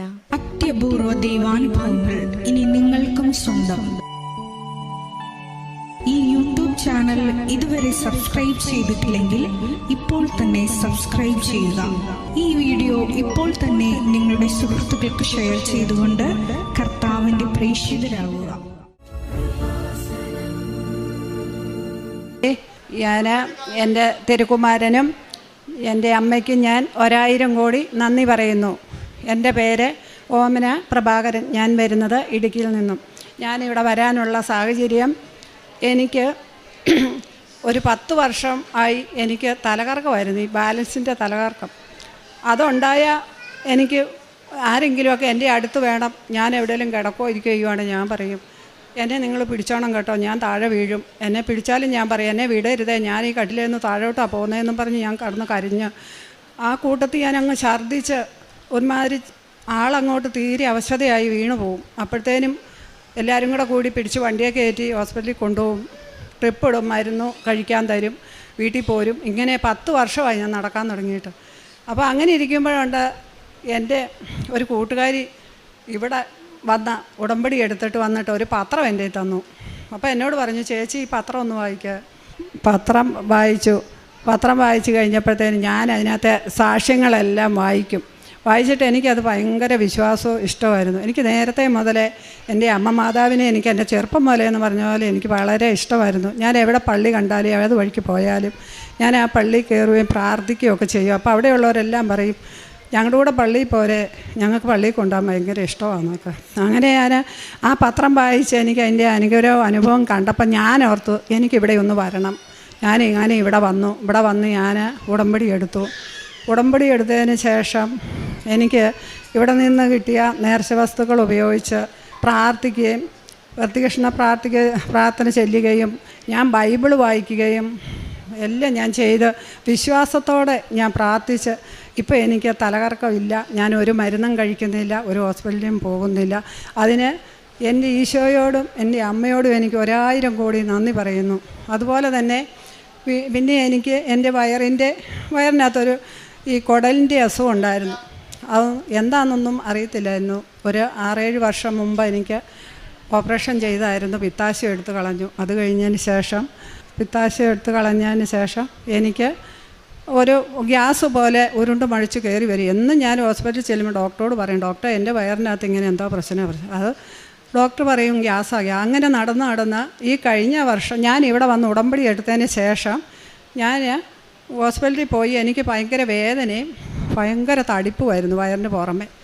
അപ്പോൾ ഹോസ്പിറ്റലിൽ ചെന്ന് സ്കാൻ ചെയ്തു, ECG എല്ലാ ടെസ്റ്റും കഴിഞ്ഞപ്പോൾ ഡോക്ടർ പറഞ്ഞു, ചേച്ചിക്ക് ഇവിടെ ഓപ്പറേഷൻ ചെയ്യാൻ പറ്റത്തില്ല, മെഡിക്കൽ കോളേജിന് പോകണം, കാർഡിയോളജി ഉള്ളിടത്തേ പോകാൻ പറ്റൂ എന്ന് പറഞ്ഞു.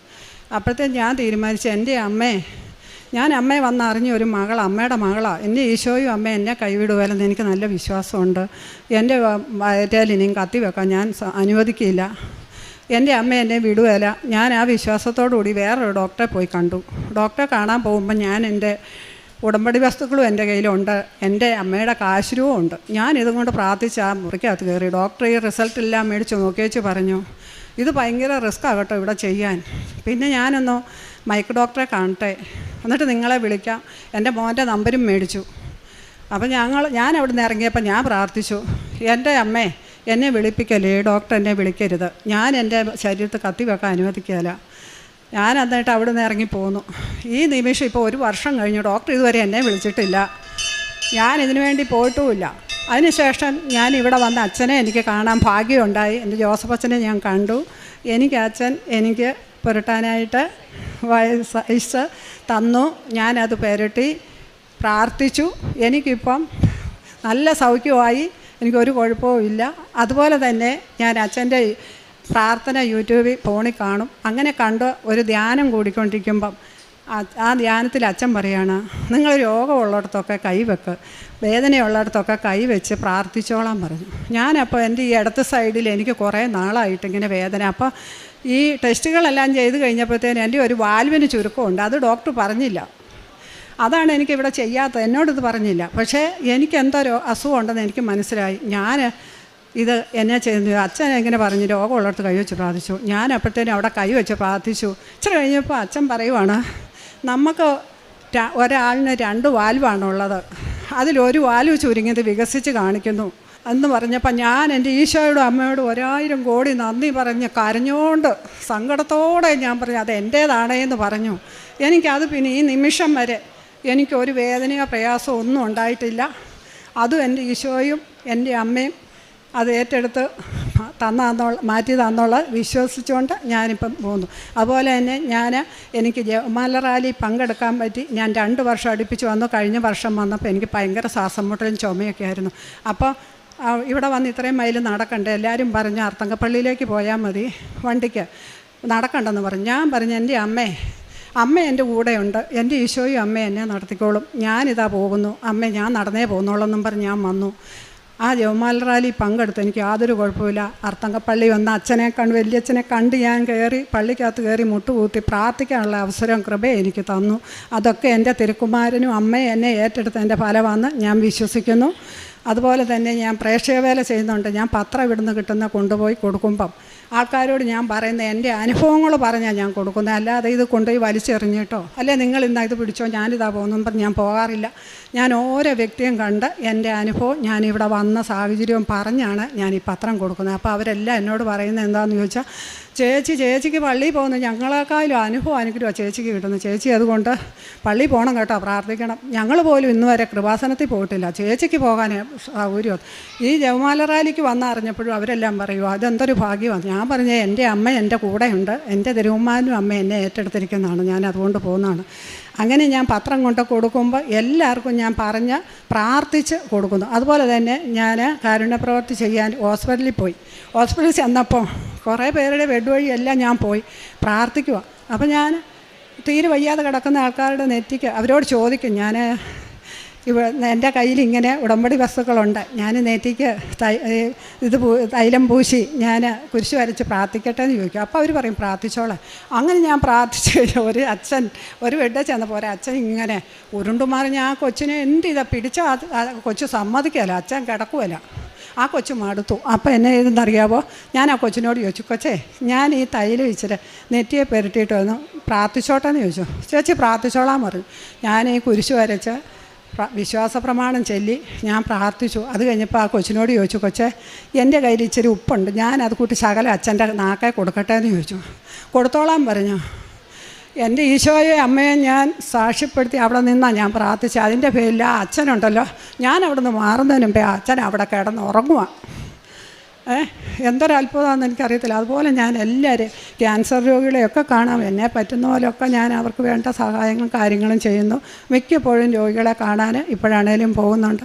അതുപോലെ തന്നെ ഞാനിവിടെ വന്ന് പ്രാർത്ഥിക്കുന്നതിൻ്റെ ഫലമായിട്ട് എൻ്റെ ഭവനത്തിലാണേലും ഒത്തിരി അനുഗ്രഹങ്ങൾ കിട്ടി. ആത്മീയ ജീവിതം നല്ല രീതിയിൽ പ്രവർത്തിക്കാനും കൊണ്ടുപോകാനും ഞാൻ എൻ്റെ ഈശോയോടും അമ്മയോടും പ്രാർത്ഥിക്കുന്നു. എനിക്ക് എന്നും എൻ്റെ ജീവിതത്തിൽ എപ്പോഴും ഞാൻ ബൈബിള് വായിക്കുകയും കൊന്ത ചൊല്ലുകയും ചെയ്ത് പ്രാർത്ഥിക്കുന്നു. എന്നും രാവിലെയും വൈകിട്ടും തിരി കത്തിക്കുകയും പ്രാർത്ഥിക്കുകയും ചെയ്യുന്നു. ഞാൻ എവിടെയെങ്കിലും പോകാൻ ഇറങ്ങുമ്പോൾ ഞാൻ അമ്മയോട് പറയും, അമ്മേ എന്നെ തന്നെ വിടരുത്, അമ്മ എൻ്റെ ഈശോയും എൻ്റെ കൂടെ വരണം, ഞാനിത് പോകുന്ന വഴിക്ക് അമ്മ വരണം. എൻ്റെ കുഞ്ഞുങ്ങൾ പോയാലും ഞാൻ പറയും, എൻ്റെ മോൻ വണ്ടി ഓടിക്കാൻ പോയാലും ഞാൻ പ്രാർത്ഥിച്ചെങ്ങനെയാണ് വിടുന്നത്. ഇതിനെല്ലാം അമ്മയ്ക്കും ഈശോയ്ക്കും 1000 കോടി നന്ദി പറഞ്ഞുകൊണ്ട് ഞാൻ ഈ വാക്കുകളെ ഇവിടെ നിർത്തുന്നു. നന്ദി. ചുറ്റുമിരിക്കുന്നവരെ നോക്കിക്കൊണ്ട് അവൻ പറഞ്ഞു, ഇതാ എൻ്റെ അമ്മയും എൻ്റെ സഹോദരങ്ങളും. ദൈവത്തിൻ്റെ ഹിതം നിർവഹിക്കുന്നവനാരോ അവനാണ് എൻ്റെ സഹോദരനും സഹോദരിയും അമ്മയും.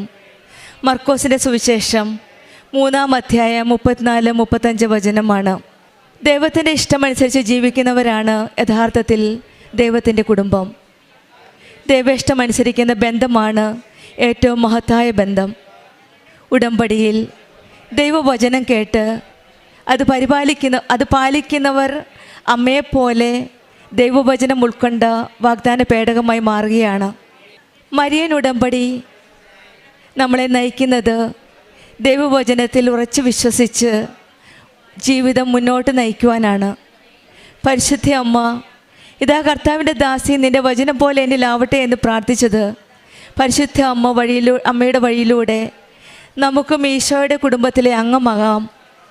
പരിശുദ്ധ അമ്മ നമ്മളെ കരം പിടിച്ച് ഈശോയിലേക്ക് നയിക്കുകയാണ്. ദൈവഹിതത്തിനനുസരിച്ച് ജീവിക്കുവാനാണ് നമ്മുടെ ഉടമ്പടി ജീവിതം നമ്മളെ ശക്തമാക്കുന്നത്. യേശുവിൻ്റെ അടുത്ത ബന്ധുക്കളാകാനായിട്ടാണ് ഉടമ്പടി ജീവിതം നമ്മളെ വ്യത്യസ്തമായ ഒരു ജീവിതത്തിലേക്ക്, ഒരു പുതിയ ആത്മീയ പദ്ധതിയിലേക്ക് നമ്മളെ വിളിക്കുന്നത്. ആ ദൈവഹിതമനുസരിച്ചുള്ള ജീവിതത്തിലേക്ക് നയിക്കുന്ന ഒരു ആത്മീയ വഴിയാണ്, ഒരു പുത്തൻ വഴിയാണ്, ഇന്നിൻ്റെ വഴിയാണ് ഉടമ്പടി. വചനം ഉള്ളിൽ ഉൾക്കൊണ്ട് നമ്മൾ വാഗ്ദാന പേടകമായി ജീവിക്കുമ്പോഴാണ് നമ്മളും ഉടമ്പടി മക്കളായി ദൈവത്തിൻ്റെ കുടുംബത്തിൻ്റെ അംഗമായി ജീവിക്കാൻ സാധിക്കുന്നത്. നമുക്കും ദൈവത്തിൻ്റെ കുടുംബത്തിലെ അംഗമാകുമ്പോൾ നമുക്കിഷ്ടമുള്ളത് ചോദിക്കാം, അത് ലഭിക്കുക തന്നെ ചെയ്യും.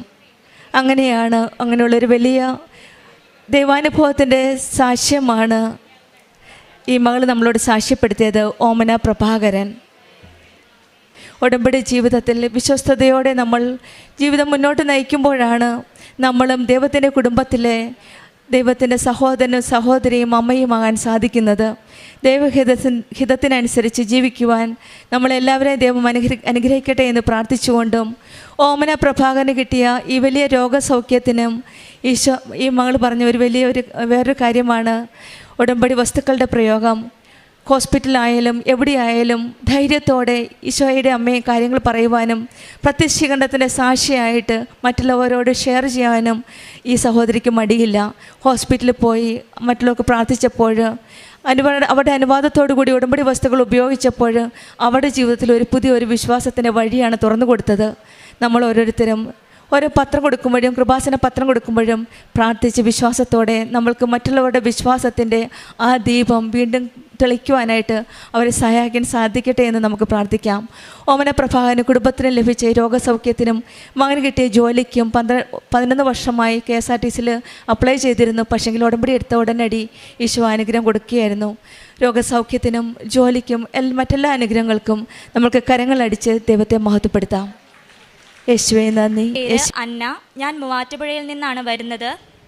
ഞാൻ ആദ്യമായി ഉടമ്പടി എടുക്കുന്നത് 12/10/2023 ഞാൻ ആദ്യം തന്നെ എൻ്റെ മാതാവിനോട് ഞാൻ നന്ദി പറയുകയാണ് എന്നെ ഇവിടെ എത്തിച്ചതിന്.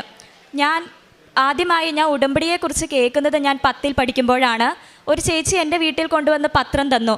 പക്ഷേ എന്താണ് അതെന്നോ ഒന്നും എനിക്കറിയില്ലായിരുന്നു. ആകെ എനിക്ക് അറിയാവുന്ന ഒരു കാര്യം ഇവിടെ വന്നു കഴിഞ്ഞാൽ എനിക്ക് രക്ഷ ലഭിക്കുമെന്ന് മാത്രമായിരുന്നു. അതിനുശേഷം ഞാൻ +2 കഴിഞ്ഞ് ഞാൻ ജർമ്മൻ പഠിക്കാൻ പോയി. ഞാൻ അങ്ങനെ ജർമ്മൻ പഠിച്ച് എക്സാം എഴുതുന്നതിന് തൊട്ട് മുമ്പ് ഞാൻ ഇവിടെ വന്ന് ഉടമ്പടി എടുത്തു. എങ്കിലും ആ ഉടമ്പടി എനിക്ക് വിജയകരമായി പൂർത്തിയാക്കുവാൻ സാധിച്ചില്ല. എങ്കിലും ഞാൻ അച്ഛൻ്റെ ചൊവ്വാഴ്ചകളിലുള്ള ധ്യാനം എല്ലാ ദിവസവും ഞാൻ കേൾക്കുമായിരുന്നു.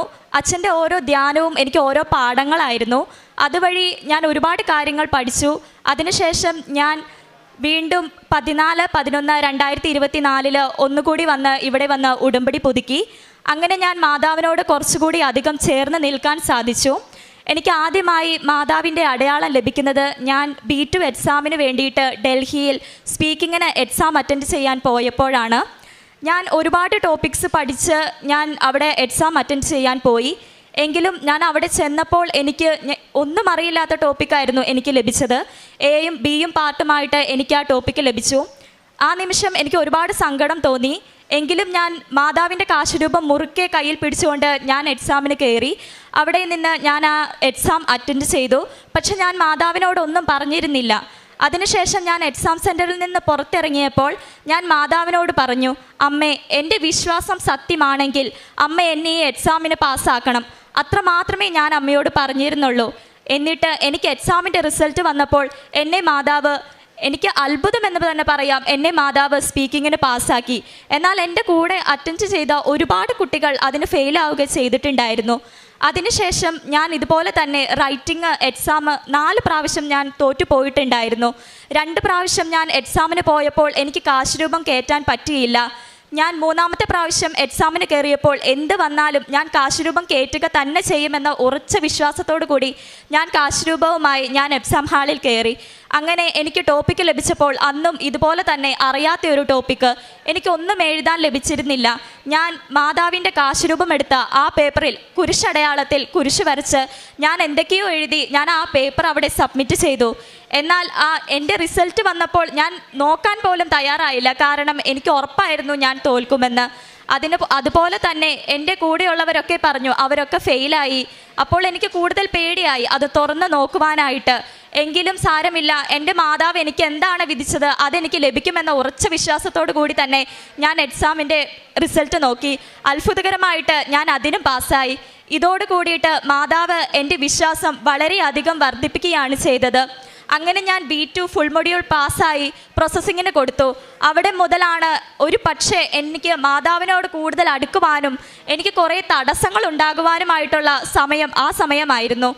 ഞാൻ ജൂണിലാണ് അവിടെ പ്രോസസ്സിങ്ങിന് കൊടുത്തത്. എൻ്റെ പ്രോസസ്സിങ് കൊടുത്തതിന് ശേഷം എൻ്റെ മുമ്പിൽ വന്ന ആദ്യത്തെ തടസ്സം എൻ്റെ ഇൻ്റർവ്യൂ ആയിരുന്നു. ഞാൻ 2 പ്രാവശ്യം ഇൻ്റർവ്യൂ നടത്തിയെങ്കിലും എനിക്കതിന് പാസ്സാവാനായിട്ട് സാധിച്ചില്ല. 3ാമത്തെ പ്രാവശ്യം ഇൻ്റർവ്യൂ നടത്തിയപ്പോൾ ഞാൻ അമ്മയുടെ കാശുരൂപം മുറുകെ പിടിച്ച് തിരി കത്തിച്ച് ഞാൻ ആ ഇൻ്റർവ്യൂ അറ്റൻഡ് ചെയ്തു. ഞാൻ ആ ഇൻ്റർവ്യൂവിന് പാസ്സായി. അങ്ങനെ ആ ഇൻ്റർവ്യൂവിന് ഒരുപാട് കുട്ടികളുടെ കൂട്ടത്തിൽ പാസ്സായ ഒരാൾ ഞാൻ മാത്രമായിരുന്നു. അതിനുശേഷം ഞാൻ ഓരോ പേപ്പർ വർക്കുകൾ ചെയ്യാൻ തുടങ്ങിയപ്പോഴും ഓരോ തടസ്സങ്ങൾ എനിക്ക് വരുന്നതായിട്ട് തോന്നിയിട്ടുണ്ട്. എങ്കിലും ഉടമ്പടി എടുത്ത നിമിഷം മുതൽ എനിക്ക് തോന്നിയ ഒരു കാര്യം, എൻ്റെ കൂടെ എപ്പോഴും ആരോ ഉണ്ട്. ഒന്നല്ലെങ്കിൽ എൻ്റെ മുൻപിൽ അല്ലെങ്കിൽ പിറകിൽ എന്ത് തടസ്സം വന്നാലും അത് മുന്നോട്ട് എനിക്ക് മാറ്റി തന്ന് നീക്കുന്നതായിട്ട് എനിക്ക് പലപ്പോഴും തോന്നിയിട്ടുണ്ട്. അങ്ങനെ ജൂണിൽ ഞാൻ ഇൻ്റർവ്യൂ ഒക്കെ കഴിഞ്ഞിരുന്നെങ്കിലും എനിക്ക് കോൺട്രാക്റ്റ് കിട്ടാൻ വളരെയധികം ലേറ്റായി. ഓഗസ്റ്റ് 13-നാണ് എനിക്ക് കോൺട്രാക്റ്റ് കിട്ടിയത്. കോൺട്രാക്റ്റ് കിട്ടി വന്നപ്പോഴത്തേക്കും വിസ വെക്കാനുള്ള ഡേറ്റ് ഇല്ലാതെ ആയിപ്പോയി. പിന്നീട് എനിക്ക് വിസ വെക്കാൻ ഞാൻ ഒരുപാട് മാതാവിനോട് പ്രാർത്ഥിച്ചെങ്കിലും മാതാവ് അവസാനം എൻ്റെ വാക്ക് കേട്ടു. അങ്ങനെ എനിക്ക് സെപ്റ്റംബർ 31-നാണ് വിസ വെക്കാനുള്ള ഡേറ്റ് കിട്ടിയത്. പക്ഷേ എനിക്ക് ഒക്ടോബർ 1-ന് അവിടെ ക്ലാസ് തുടങ്ങുമായിരുന്നു. ഈ സെപ്റ്റംബർ 31-ന് വിസ വെക്കുന്ന സാഹചര്യത്താൽ ഏജൻസിയിൽ നിന്ന് പറഞ്ഞു, നീ 1 ലക്ഷം രൂപ തരണം. അത് തന്നു കഴിഞ്ഞാൽ നിനക്ക് ഞാനൊരു പേപ്പർ തരാം. ആ പേപ്പർ വെച്ച് കഴിഞ്ഞാൽ ഉടനടി നിനക്ക് വിസ ലഭിക്കുമെന്ന് പറഞ്ഞു.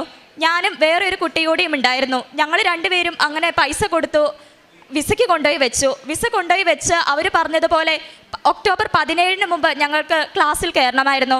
പക്ഷെ അതിനുള്ളിൽ എനിക്കും അവൾക്കും വിസ ലഭിച്ചില്ല. ഞാൻ എന്താണ് സംഭവിക്കുന്നതെന്നോ എന്താണ് അവിടെ നടക്കുന്നതെന്നോ എനിക്ക് ഒട്ടും തന്നെ ചിന്തിക്കാൻ പറ്റാത്ത ഒരു സമയമായിരുന്നു അത്. എങ്കിലും ഞാൻ മാതാവിനോട് മുറുകെ പിടിച്ച് പ്രാർത്ഥിച്ചു.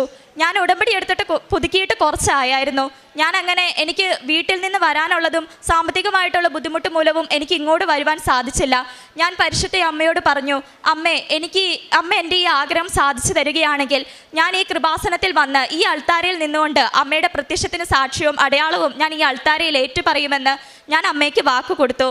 അതുപോലെ അങ്ങനെ ഞാൻ നവംബർ 14-നാണ് ഞാൻ ഇവിടെ ഓൺലൈനായിട്ട് ഞാൻ ഉടമ്പടി എടുത്തു. നവംബർ 14-ന് ഉടമ്പടി എടുത്ത 5-ാം ദിവസം എനിക്ക് പരിശുദ്ധ അമ്മ അതുവരെ ഡിസ്പാച്ച് ആവാണ്ടിരുന്ന വിസ ഡിസ്പാച്ച് ആയി എന്ന് പറഞ്ഞ് മെയിൽ വന്നു. എനിക്ക് 40 ദിവസമായിട്ടും എൻ്റെ വിസ ഒരനക്കവുമില്ലാതെ അവിടെ നിൽക്കുകയായിരുന്നു. ഒരു മെയിലോ ഒന്നുമില്ലായിരുന്നു. ഞാൻ ഏജൻസീനെ കോൺടാക്റ്റ് ചെയ്തു, എംബസീനെ കോൺടാക്റ്റ് ചെയ്തു. ആരും ഒന്നും തന്നെ പറയുന്നില്ലായിരുന്നു. അങ്ങനെ ഞാൻ ഓൺലൈനായി ഉടമ്പടി എടുത്തതിൻ്റെ 5-ാം ദിവസം എനിക്ക് മാതാവ് എൻ്റെ വിസ ഡിസ്പാച്ച് ആക്കി തന്നു. എങ്കിലും എൻ്റെ വിസയിൽ ഞാൻ ഫോം ഫില്ല് ചെയ്ത് വെച്ചതിൽ ഒരുപാട് കറക്ഷൻസ് ഉണ്ടായിരുന്നു. ഒരു പക്ഷേ ഞാൻ വിസ റിജക്ഷൻ ആവുമെന്ന് തന്നെ വിചാരിച്ചുകൊണ്ടാണ് ഞാൻ വിസ കിട്ടുമോ ഇല്ലയോ എന്ന് നോക്കിയിരുന്നത്. പക്ഷേ എനിക്ക് വിസ കിട്ടിയപ്പോൾ മാതാവ് അത് വീണ്ടും എന്നെ അത്ഭുതപ്പെടുത്തിക്കൊണ്ട് എനിക്ക് റിജക്ഷൻ ഒന്നും കൂടാതെ എനിക്കത് തന്നു. എങ്കിലും എനിക്ക് ഒക്ടോബറിലേക്ക് പോകുവാനായിട്ട് സാധിച്ചില്ല. എൻ്റെ ഇൻടേക്ക് വീണ്ടും അവർ ഏപ്രിലേക്ക് നീട്ടിവെച്ചു. അവർ പറഞ്ഞു എനിക്ക് കോൺട്രാക്റ്റ് തരാമെന്ന്. അങ്ങനെ കോൺട്രാക്റ്റ് എൻ്റെ കൂടെയുള്ള കുട്ടിക്ക് കൊടുത്തിട്ടും എനിക്ക് തരുന്നില്ലായിരുന്നു. അങ്ങനെ ഞാൻ ഉടമ്പടി എടുത്തിട്ടും ഞാൻ ഒരു പ്രേക്ഷിത പ്രവർത്തനത്തിനോ ഒന്നിനും ഞാൻ പോയിരുന്നില്ല. അങ്ങനെ ഞാൻ ആദ്യമായി രോഗികളെ കാണാനായിട്ട് പോയി. അവരെ പോയി കാണുകയും അവർക്ക് വേണ്ടി പ്രാർത്ഥിക്കുകയും സംസാരിക്കുകയും ചെയ്തു. ഞാൻ രോഗികളെ കാണാൻ പോയി 3-ാം ദിവസം എനിക്ക് ഏജൻസിയിൽ നിന്ന് ഞാൻ പോലും ഒന്നും പറയാതെ അവരെനിക്ക് കോൺട്രാക്റ്റ് അയച്ചു തരികയാണ് ചെയ്തത്. ജനുവരി ആയിട്ടേ നിനക്ക് കോൺട്രാക്റ്റ് തരികയുള്ളൂ എന്ന് പറഞ്ഞവർ ഡിസംബറിൽ തന്നെ എനിക്ക് ആ കോൺട്രാക്റ്റ് തരാനിടയായി. അവസാനമായിട്ട് മാതാവ് എനിക്ക് ഒരു പരീക്ഷണം കൂടി തന്നു. ആ പരീക്ഷണത്തിലാണ് ഒരു പക്ഷേ ഞാൻ ഇന്ന് ഇവിടെ ഈ സാക്ഷ്യം പറയാനായിട്ട് നിൽക്കുന്നത് പോലും. കാരണം ഞാൻ ഇത്രയും നാൾ ഉടമ്പടി എടുത്തിട്ടുണ്ടായിരുന്നെങ്കിലും ഇവിടെ വന്ന് സാക്ഷ്യം പറയണമെന്നോ ഒന്നും ഞാൻ ചിന്തിച്ചിട്ടുണ്ടായിരുന്നില്ല. അങ്ങനെ ഞാൻ എല്ലാം കഴിഞ്ഞുവെന്ന് സമാധാനിച്ചിരിക്കുന്ന സമയത്ത് എനിക്ക് വിസയിൽ കറക്ഷനുണ്ട്, നീ അത് ചേഞ്ച് ചെയ്തില്ലെങ്കിൽ നിനക്ക് ഒരു കാരണവശാലും ജർമ്മനിയിലേക്ക് വരാൻ പറ്റുകയില്ല എന്ന് അവരെന്നോട് പറയുകയുണ്ടായി. എൻ്റെ സാഹചര്യം അന്ന് വളരെ മോശമായിരുന്നു. ഇനി ഒന്നുകൂടെ വിസയ്ക്ക് വെക്കുവാനോ അല്ലെങ്കിൽ ഇനി ഒന്നും കൂടെ വിസ നോക്കിയിരിക്കാനുള്ള സമയമോ സാമ്പത്തികമോ എനിക്കുണ്ടായിരുന്നില്ല. ഞാൻ പരിശുദ്ധ അമ്മയോട് ആദ്യമായി ഞാൻ കരഞ്ഞു പ്രാർത്ഥിച്ചു, അമ്മേ എനിക്ക് ഈ തടസ്സം മാറ്റിത്തരണം. ഞാൻ ഈ അൾത്താരയിൽ വന്ന് അമ്മയുടെ സത്യത്തിന് സാക്ഷിയാവാൻ ഞാൻ വരും, ഞാൻ തീർച്ചയായും വരും. ഞാൻ ഇവിടെ അമ്മയുടെ അടയാളം ഞാൻ ഏറ്റുപറയുക തന്നെ ചെയ്യും. എൻ്റെ ഈ ആഗ്രഹം അമ്മ സാധിച്ചു തരണമെന്ന് ഞാൻ മാതാവിനോട് പറഞ്ഞു. ഞാൻ പറഞ്ഞ ഒരാഴ്ചയ്ക്കുള്ളിൽ തന്നെ പരിശുദ്ധ അമ്മ എൻ്റെ ആ തടസ്സം മാറ്റി തന്നു.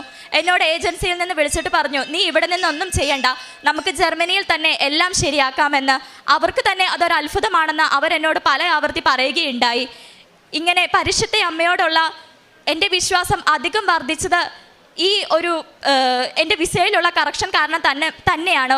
ഒരു പക്ഷേ മാതാവ് തന്നെയായിരിക്കും എൻ്റെ ഒക്ടോബർ ഇൻടേക്ക് ഏപ്രിൽ ഇൻടേക്കിലേക്ക് മാറ്റിയതെന്ന് ഞാൻ പൂർണ്ണമായും വിശ്വസിക്കുന്നുണ്ട്. കാരണം ഞാൻ മാതാവുമായിട്ട് കൂടുതൽ അടുത്തതും ഇവിടെ സാക്ഷ്യം പറയാൻ വരണം എന്നുമുണ്ടായിരുന്നെങ്കിൽ ഞാൻ ഏപ്രിൽ ഇൻടേക്കിൽ തന്നെ വരണമായിരുന്നു. എന്നെ മാതാവിലേക്ക് കൂടുതൽ അടുപ്പിച്ചതും അമ്മയിലേക്ക് കൂടുതൽ വിശ്വാസത്തിൽ ഉയർത്തിയതും എന്നെ കൃപാസനമാണ്. അതുപോലെ തന്നെ ഞാൻ എനിക്ക് വേണ്ടി മാത്രമാണ് ഇത്രയും നാൾ പ്രാർത്ഥിച്ചിരുന്നതും. എന്നാൽ കൃപാസനം എന്നെ മറ്റുള്ളവർക്ക് വേണ്ടി പ്രാർത്ഥിക്കുവാനും നമ്മുടെ നിയോഗങ്ങൾക്ക് വേണ്ടിയല്ല നമ്മൾ പ്രാർത്ഥിക്കേണ്ടത് എന്നും പഠിപ്പിച്ചു. എന്നെ ഈ നിലയിൽ എത്തിക്കുകയും അതുപോലെ തന്നെ എനിക്ക് ജർമ്മനിയിൽ പോകാൻ എല്ലാ അവസരം നൽകിയ എൻ്റെ മാതാവിനും ഈശോയ്ക്കും ഞാൻ ഒരുപോലെ നന്ദി പറയുന്നു. വിശുദ്ധ മത്തായിയുടെ സുവിശേഷം 25-ാം അധ്യായം 20-21 തിരുവചനങ്ങൾ. 5 താലന്ത് കിട്ടിയവനെ 5 കൂടി സമർപ്പിച്ച്, യജമാനനെ, നീ എനിക്ക് 5 താലന്താണല്ലോ നൽകിയത്, ഇതാ ഞാൻ 5 കൂടി സമ്പാദിച്ചിരിക്കുന്നു എന്ന് പറഞ്ഞു. യജമാനൻ പറഞ്ഞു, കൊള്ളാം, നല്ലവനും വിശ്വസ്തനുമായി ഭൃത്യ, അല്പകാര്യങ്ങളിൽ വിശ്വസ്തനായിരുന്നതിനാൽ അനേക കാര്യങ്ങൾ നിന്നെ ഞാൻ ഭരമേൽപ്പിക്കും. നിന്റെ യജമാനൻ്റെ സന്തോഷത്തിലേക്ക് നീ പ്രവേശിക്കുക. നമ്മുടെ യജമാനനായ ഈശോയുടെ സന്തോഷത്തിലേക്ക് പ്രവേശിക്കുന്നതാണ് നമ്മുടെ ഉടമ്പടി ജീവിതം. ഭൗതികമായ നേട്ടങ്ങളെക്കാൾ പരിശുദ്ധ അമ്മ നമുക്ക് വേണ്ടി മാധ്യസ്ഥം ഉപേക്ഷിച്ചുകൊണ്ട് ഈശോ നമുക്ക് നൽകുന്ന വലിയ ജീവിതാനുഭവങ്ങളും നമുക്ക് വേണ്ടി ചെയ്യുന്ന വലിയ അത്ഭുതങ്ങളുടെയും ഒരു നിരയാണ് നാം സാക്ഷ്യങ്ങളിലൂടെ, പ്രത്യക്ഷീകരണ സാക്ഷ്യങ്ങളിലൂടെ അൾത്താരയിൽ കേട്ടുകൊണ്ടിരിക്കുന്നത്. അന്നയ്ക്ക് പറയാനുള്ളതും അതുതന്നെയാണ്. പരിശുദ്ധ അമ്മയുടെ മധ്യസ്ഥതയിലൂടെ ഈ മകൾ പ്രാർത്ഥിച്ചിരുന്നത് ഒരു ജർമ്മൻ വിസയ്ക്ക് വേണ്ടിയായിരുന്നു. പല പ്രാവശ്യം തോറ്റുപോയി. ജർമ്മൻ എക്സാം ഇന്ന് ഈ മകൾ പാസ്സായി നിൽക്കുന്നത് കൃത്യമായും നോട്ട് ബൈ മെറിറ്റ്, എനിക്ക് യാതൊരു യോഗ്യതകളുമില്ല, ഞാനൊരു ബിഗ് സീറോ ആയി എന്ന് തിരിച്ചറിഞ്ഞ ആ നിമിഷത്തിലാണ് ഈശോ കൃപ നിറച്ച് ഈ മകൾക്ക് വലിയ ഒരു അനുഗ്രഹം നൽകിയിരിക്കുന്നത്. ഈശോ നൽകിയിട്ടുള്ളൊരു കൃപയാണ് ഇപ്പോൾ ഈ ഉടമ്പടിയിൽ ജീവിക്കാൻ ഈ മകളെ സഹായിക്കുന്നത്. അന്നയ്ക്കുള്ളത് ആകെ ഉടമ്പടിയുടെ ഒരു ഉറപ്പ് മാത്രമാണ്. കാരണം പരിശുദ്ധ അമ്മയോട് പ്രാർത്ഥിച്ചിരുന്ന ഓരോ നിമിഷങ്ങളിലും അടയാളങ്ങളിലൂടെയും അതുപോലെ തന്നെ കമ്മ്യൂണിക്കേഷനിലൂടെയും ഈ മകൾക്ക് കൃത്യമായി പരിശുദ്ധ അമ്മയുടെ വലിയ മാധ്യസ്ഥം ഈ മകൾക്ക് ലഭിക്കുന്നുണ്ടായിരുന്നു. ഈ മകൾക്ക് ലഭിച്ച ഇൻസൾട്ട്, ഈ മകളെക്കുറിച്ച് ഒരുപാട് പേർ കളിയാക്കുകയും, നീ തോറ്റുപോയി, അല്ലെങ്കിൽ നീ ജർമ്മനി കാണുകയില്ല, അല്ലെങ്കിൽ നിനക്ക് അങ്ങോട്ട് പോകാൻ സാധിക്കുകയില്ല, നിനക്ക് വിസയിൽ കറക്ഷൻ വന്നിരിക്കുന്നു എന്നെല്ലാം പറഞ്ഞ ആ ഒരു ഇൻവെസ്റ്റ്മെൻറ്റിലാണ് ഇന്ന് അതെല്ലാം ഈശോയുടെ സ്നേഹത്തോട് ചേർത്ത് വെച്ചുകൊണ്ടാണ് ഈ മകൾക്ക് വലിയൊരു അനുഗ്രഹം ഇപ്പോൾ ലഭിച്ചിരിക്കുന്നത്. ഉടമ്പടിയുടെ ആധാരമെന്ന് പറയുന്നത് തന്നെ ദൈവത്തിൻ്റെ വലിയ വാഗ്ദാനമാണ്. ഉടമ്പടി വാഗ്ദാനം, ഭൗതികതയിൽ മാറ്റം വരുത്താത്തവർക്ക് വാഗ്ദാനം പ്രാപിക്കുക സാധ്യമല്ല. നമുക്ക് ബഹുമാനപ്പെട്ട ജോസഫ് അച്ഛൻ പറയുന്ന പോലെ ഇൻസെൻറ്റീവായി നമുക്ക് എന്തെങ്കിലുമെല്ലാം അനുഗ്രഹങ്ങൾ ആദ്യത്തെ ഉടമ്പടി എടുക്കുമ്പോൾ നമുക്ക് കിട്ടിയിരിക്കും. പക്ഷേ നമുക്കതിൽ ഉടമ്പടി എപ്പോഴും പുതുക്കിക്കൊണ്ട് നമ്മുടെ ആ സ്നേഹം എപ്പോഴും ശാശ്വതമാണ് എന്ന് നാം ഏറ്റുപറയുമ്പോൾ മാത്രമേ, മനുഷ്യരുടെ മുൻപിൽ ഏറ്റുപറയുമ്പോൾ മാത്രമേ സ്വർഗസ്ഥനായ പിതാവിൻ്റെ മുമ്പിൽ ഈശോ നമ്മെക്കുറിച്ച് ഏറ്റുപറയുകയുള്ളൂ. ഉടമ്പടി കർത്താവിനെ കൂട്ടിച്ചേർത്ത് ചെയ്യുന്ന ഒരു ജീവിത രീതിയാണ് ഇന്ന് അന്നയ്ക്ക് ലഭിച്ചിരിക്കുന്നത്. ഈശോയോടും പരിശുദ്ധ അമ്മയോടുമുള്ള സെപ്പറേറ്റ് ചെയ്യാനാവാത്ത വിശുദ്ധ പൗലോസ് പറയുന്ന പോലെ ആർക്കും എന്നെ ക്രിസ്തുവിൻ്റെ സ്നേഹത്തിൽ നിന്ന് സെപ്പറേറ്റ് ചെയ്യാൻ സാധിക്കുകയില്ല, മാറ്റാൻ സാധിക്കുകയില്ല എന്നുള്ള വലിയ ഉറപ്പോടുകൂടിയാണ് ഇന്ന് അന്ന ജർമ്മനിയിലേക്ക് പോകുന്നത്. അന്നയെപ്പോലെ വിസ തടസ്സം നേരിട്ടുകൊണ്ടിരിക്കുന്ന, പഠിക്കാൻ ബുദ്ധിമുട്ടുള്ള ഒരുപാട് മക്കൾ ഇന്ന് ഉടമ്പടിയെടുത്ത് പ്രാർത്ഥിക്കുന്നുണ്ട്. അവരുടെ എല്ലാവരുടെയും നിയോഗങ്ങളെ ഈ സാക്ഷ്യത്തോട് നമുക്ക് ചേർത്ത് വയ്ക്കാം. ഈശോയ്ക്കും പരിശുദ്ധ അമ്മയ്ക്കും അന്നയ്ക്ക് ലഭിച്ച എല്ലാ അനുഗ്രഹങ്ങൾക്കും നന്ദി പറഞ്ഞുകൊണ്ട് നല്ല ഒരു കയ്യടിയോടെ ഈശോയ്ക്കും പരിശുദ്ധ അമ്മയ്ക്കും. ഞാൻ എറണാകുളം കലൂരിൽ നിന്ന് വരുന്നു. പരിശുദ്ധ അമ്മ ജീവനോടെ പ്രത്യക്ഷപ്പെട്ട ഈ ഭൂമിയിൽ, ഈ അമ്മയുടെ സാന്നിധ്യമുള്ള ഈ അൽത്താരയിൽ ഒരിക്കൽ കൂടി സാക്ഷ്യം പറയാൻ സാധിച്ചതിന് അമ്മയ്ക്കും തിരുക്കുമാരനും 1000 നന്ദി പറയുന്നു. ഇത് എൻ്റെ മൂത്ത മകൾ അന്ന, ഇത് എൻ്റെ രണ്ടാമത്തെ മകൾ സാറ. ഞങ്ങളുടെ ജീവിതത്തിൽ സംഭവിച്ച വലിയൊരു സാക്ഷ്യം ഇവിടെ രേഖപ്പെടുത്തുവാൻ വേണ്ടിയാണ് ഞങ്ങൾ ഇന്ന് 3 പേരും ഈ അൾത്താരയിൽ വന്നിരിക്കുന്നത്. ഏകദേശം 2023 ഒക്ടോബർ 6-ാം തീയതിയാണ് ഞാൻ ആദ്യമായി ഉടമ്പടി എടുത്തത്. ഉടമ്പടി എടുത്ത് ഒരു 4 മാസം കഴിഞ്ഞപ്പോൾ തന്നെ എനിക്ക് ഇവിടെ സാക്ഷ്യം പറയാനുള്ള വലിയൊരു അനുഗ്രഹം അമ്മ മാതാവ് എനിക്ക് നൽകുകയുണ്ടായി. അതിനുശേഷം വീണ്ടും സാക്ഷ്യം പറയാനുള്ളൊരു സാഹചര്യമുണ്ടായി. എങ്കിലും മോളെ കൊണ്ടുവന്ന് മോള് തന്നെ ലോകത്തോട് പറയേണ്ട ഒരു കാര്യമായതുകൊണ്ട് എനിക്ക് ഇവിടെ സാക്ഷ്യം പറയാൻ പറ്റിയില്ല. സാക്ഷ്യം പറയാൻ വൈകിയതിന് അമ്മ മാതാവിനോട് ഞാൻ മാപ്പ് ചോദിക്കുന്നു. ആദ്യമേ തന്നെ 2015 ഞങ്ങളുടെ വീടിൻ്റെ പ്രോപ്പർട്ടി വെച്ച് ഞങ്ങൾ ലക്ഷങ്ങൾ ലോൺ എടുക്കുകയുണ്ടായി. എൻ്റെ ഹസ്ബൻഡ് അന്ന് വിദേശത്ത് നല്ല നിലയിൽ ജോലി ചെയ്യുന്നൊരു സാഹചര്യമായിരുന്നു. ജോലി സംബന്ധമായ പ്രശ്നങ്ങളും മറ്റ് ബുദ്ധിമുട്ടുകളെ കൊണ്ട് ജോലി അവിടുത്തെ പോകണ ഒരു സാഹചര്യമുണ്ടായി. പുള്ളി ഹസ്ബൻഡ് നാട്ടിലേക്ക് തിരിച്ചു വരികയും ചെയ്തു. ഉടനെ തന്നെ വെള്ളപ്പൊക്കം, കൊറോണ, അങ്ങനെ പലവിധ കാരണങ്ങൾ കൊണ്ട് നമുക്കിവിടെ നാട്ടിൽ വന്നിട്ടും സെറ്റിൽ ചെയ്യാൻ പറ്റാത്ത വലിയൊരു സാഹചര്യത്തിലൂടെ, സാമ്പത്തികമായി വലിയ ബുദ്ധിമുട്ടുകളിലൂടെ ഞങ്ങളുടെ കുടുംബം കടന്നു പോവുകയായിരുന്നു. എന്ത് ചെയ്യണമെന്നോ എന്താ മുന്നോട്ട് കൊണ്ടുപോകണമെന്നോ ഞങ്ങൾക്ക് അറിയാൻ പറ്റാണ്ട് വല്ലാത്തൊരു അവസ്ഥയിലായിരുന്നു ഞങ്ങൾ. അപ്പം ഞാനിവിടെ വന്ന് ഉടമ്പടി എടുത്ത്, അന്നൊന്നും ഞാൻ ഉടമ്പടിയെക്കുറിച്ച് ഒന്നും ഞാൻ ചിന്തിച്ചിട്ടുണ്ടായില്ല. കാരണം എനിക്കതിനോട് വലിയ വിശ്വാസക്കുറവും താല്പര്യമില്ലാത്തതുകൊണ്ട് ഞാനത് എടുത്തില്ല. സത്യം പറഞ്ഞ അതാണ്. പ്രാർത്ഥനകളുണ്ട് ജീവിതത്തിൽ, എങ്കിലും ശാശ്വതമായൊരു ഉത്തരമോ എൻ്റെ പ്രശ്നങ്ങൾക്കൊരു പരിഹാരമോ കാണാൻ എൻ്റെ പ്രാർത്ഥനകൾക്കോ ഞാൻ വിളിച്ച ദൈവത്തിൻ്റെ ഇതല്ല, എൻ്റെ പോരായ്മകൾ കൊണ്ട് എനിക്കത് സാധിച്ചു കിട്ടിയില്ല. അങ്ങനെയാണ് ഞാനിവിടെ വന്ന് ഉടമ്പടി എടുക്കുകയും എൻ്റെ 6 നിയോഗങ്ങൾ എഴുതേണ്ടടുത്ത് എനിക്കന്നൊരു 60 നിയോഗങ്ങൾ എൻ്റെ മുന്നിലുണ്ടായിരുന്നു. എങ്കിലും ഞാൻ 6 നിയോഗങ്ങൾ എഴുതുകയും അതിലൊരെണ്ണം എൻ്റെ ലക്ഷങ്ങൾ വരുന്ന കടബാധ്യത ഞാൻ മുടക്കം വന്നത് മാത്രമാണ് മാതാവിനോട് ഞാൻ അടച്ചു തരാൻ പറഞ്ഞ. ഒരിക്കലും പൂർണ്ണമായും എനിക്കതിൽ നിന്ന് മുക്തി തന്നോന്ന് അല്ലെങ്കിൽ എന്നെ ഫ്രീ ആക്കണമെന്ന് ഞാൻ പ്രാർത്ഥിച്ചില്ല. കാരണം അമ്മ മാതാവ് എനിക്കത് ഈശോകുമാരനിൽ നേടിത്തരുമെന്ന് എനിക്ക് ഉറപ്പുണ്ട്. എങ്കിൽ കൂടി പൂർണ്ണമായിട്ടും എനിക്ക് മാതാവിനോടാണെങ്കിലും ചോദിക്കാൻ എനിക്ക് തോന്നിയില്ല. അപ്പം ഞാൻ മാതാവിനോട് പറഞ്ഞത്, മാതാവേ 10 ലക്ഷം ഇൻട്രസ്റ്റ് മാത്രമുണ്ട്, നീ എനിക്കത് പൂർത്തിയാക്കി തന്നാൽ മതി. ബാക്കി ഞങ്ങൾ പിന്നീട് ലോൺ എനിക്ക് ഭംഗിയായിട്ട് അടച്ചുകൊണ്ട് പോകാൻ പറ്റിയ ഒരു സാഹചര്യമൊക്കെ വന്നു തുടങ്ങി. അപ്പം ഞാൻ മാതാവിനോട് പറഞ്ഞത്, എനിക്ക് വലിയ തുകയെന്ന് എനിക്കൊരു മോചനം തന്നോ എന്നാണ് ഞാൻ അമ്മ മാതാവിനോട് പ്രാർത്ഥിച്ചത്.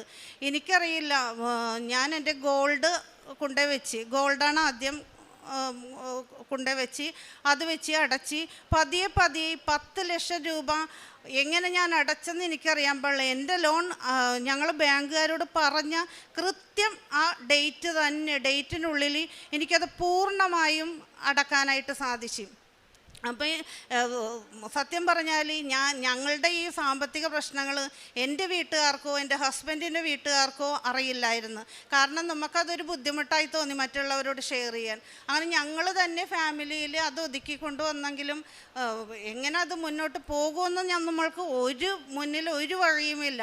ആ സമയത്താണ് ഞാനിവിടെ വന്ന് ഉടമ്പടി എടുക്കുകയും അമ്മ മാതാവും ഈശോയും കൂടി എനിക്കത് നല്ല ഭംഗിയായിട്ട് എനിക്ക് ചെയ്തു തന്ന്, പിന്നെ നമ്മളത് കറക്റ്റായിട്ട് അവർ പറഞ്ഞ തുകയിലും കൂടുതലായിട്ട് അടച്ചു പോന്നായിരുന്നു.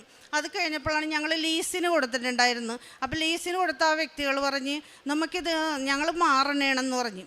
അപ്പോൾ എൻ്റെ മനസ്സിൽ ബാങ്ക് അങ്ങോട്ട് ക്ലിയർ ചെയ്ത് വരണേ ഉള്ളൂ. അപ്പോഴാണ് അടുത്ത പ്രശ്നങ്ങൾ വരുന്നത്. അപ്പം ഞാൻ ഹസ്ബൻഡിനോട് പറഞ്ഞ്, ജോയി ഇങ്ങനെയാണെങ്കിൽ നമുക്ക് ലീസ് ഇനി വേണ്ട, നമുക്ക് എങ്ങനെയും വാടക കേൾക്കണമെന്ന് പറഞ്ഞു. അപ്പോൾ ഹസ്ബൻഡ് എന്നോട് പറഞ്ഞു, ഇതങ്ങനെ സാധിക്കും, കാരണം വലിയ ഒരു 10 ലക്ഷം രൂപ അടച്ചിട്ട് കുറച്ചായിട്ടുള്ള ബാങ്ക് വലിയൊരു തുക നമ്മൾ മാസം അടച്ചുകൊണ്ടിരിക്കണം, നീ എന്ത് വിഡിത്തോന്ന് പറയണം, എങ്ങനെ പറ്റുമെന്ന് ചോദിച്ചു. ഞാൻ എനിക്ക് എൻ്റെ മാതാവാണ് എന്നോട് ഉള്ളിലിരുന്ന് പറഞ്ഞ് അവരോടൊരു ഡിസംബർ എന്ന് പറയുന്ന മാസം ഉണ്ടെങ്കിൽ അതങ്ങോട്ട് ജോയി പറഞ്ഞു എന്ന് പറഞ്ഞ്. ഹസ്ബൻഡ് അത് എന്നോട് ചോദിച്ചു, വേണ, കാരണം അത് നടക്കാത്ത കാര്യമല്ലേ എന്ന് പറഞ്ഞ്.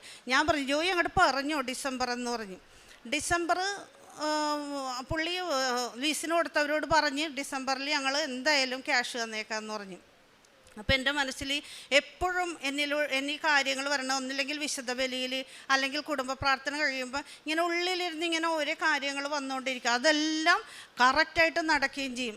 അപ്പോൾ ഒരു ദിവസം പള്ളിയിൽ ഇരുന്നപ്പോഴാണ് എന്നോട് ഇങ്ങനെ പറയണത്, നീ ബാങ്കുകാരോട് വീണ്ടും പോയി ചോദിക്കുന്നത്. അപ്പോൾ എൻ്റെ മനസ്സിലുണ്ട്, കാരണം നമ്മൾ ലോൺ അങ്ങോട്ട് കറക്റ്റ് ക്ലിയറായിട്ട് അങ്ങോട്ട് അടച്ചു വരണേ ഉള്ളൂ, പോസിബിൾ അല്ല ഒരിക്കലും. ഞാൻ ആ മാനേജറുടെ അടുത്ത് എന്ത് ചെന്ന് പറയും, ഭയങ്കര നമുക്ക് നെഞ്ചിടിപ്പാ, എന്തോ ഭയങ്കര ഒരു ടെൻഷൻ ഈ ക്യാബിനിലോട്ട് കയറി ചെല്ലണ കാര്യമൊക്കെ ഓർത്തിട്ട്. അപ്പം ഞാൻ ഹസ്ബൻഡ് എന്നോട് ചോദിച്ചു, നീ എന്ത് വഴിയാണ് കണ്ടേക്കണത്, നീ എന്നോട് ഡിസംബർ പറഞ്ഞ് എനിക്ക് മുന്നിലൊന്നുമില്ലെന്ന് പറഞ്ഞു. അപ്പം ഞാൻ വെക്കുന്നതന്നെ പറഞ്ഞു, വാ ജോയി നമുക്ക് 2 പേർ കൂടി ബാങ്കിലെ മാനേജറെ പോയി കാണാമെന്ന് പറഞ്ഞു. ഞാൻ നമ്മുടെ ഇവിടെ നിന്ന് വെഞ്ചരിച്ച ആ വിശുദ്ധ ഉപ്പ് കൈവശം ഒരു ടിഷ്യൂ പേപ്പറിൽ ഞാൻ എടുത്തിട്ടുണ്ടായിരുന്നു. പിന്നെ നമ്മുടെ ആയുധമായ കൊന്തയും അമ്മ മാതാവിൻ്റെ കാശ് രൂപം എൻ്റെ കൈവശം ഉണ്ടായിരുന്നു. ഫസ്റ്റ് ഫ്ലോറിലായിരുന്നു ഈ ബാങ്ക്. ഞാൻ സ്റ്റെപ്പ് കയറുമ്പോൾ തുടങ്ങി വിശ്വാസ പ്രമാണം ചൊല്ലി ഞാനിങ്ങനെ ഉപ്പ് ഇട്ടിട്ടിട്ട് ഇങ്ങനെ പോയിക്കൊണ്ടിരുന്നു.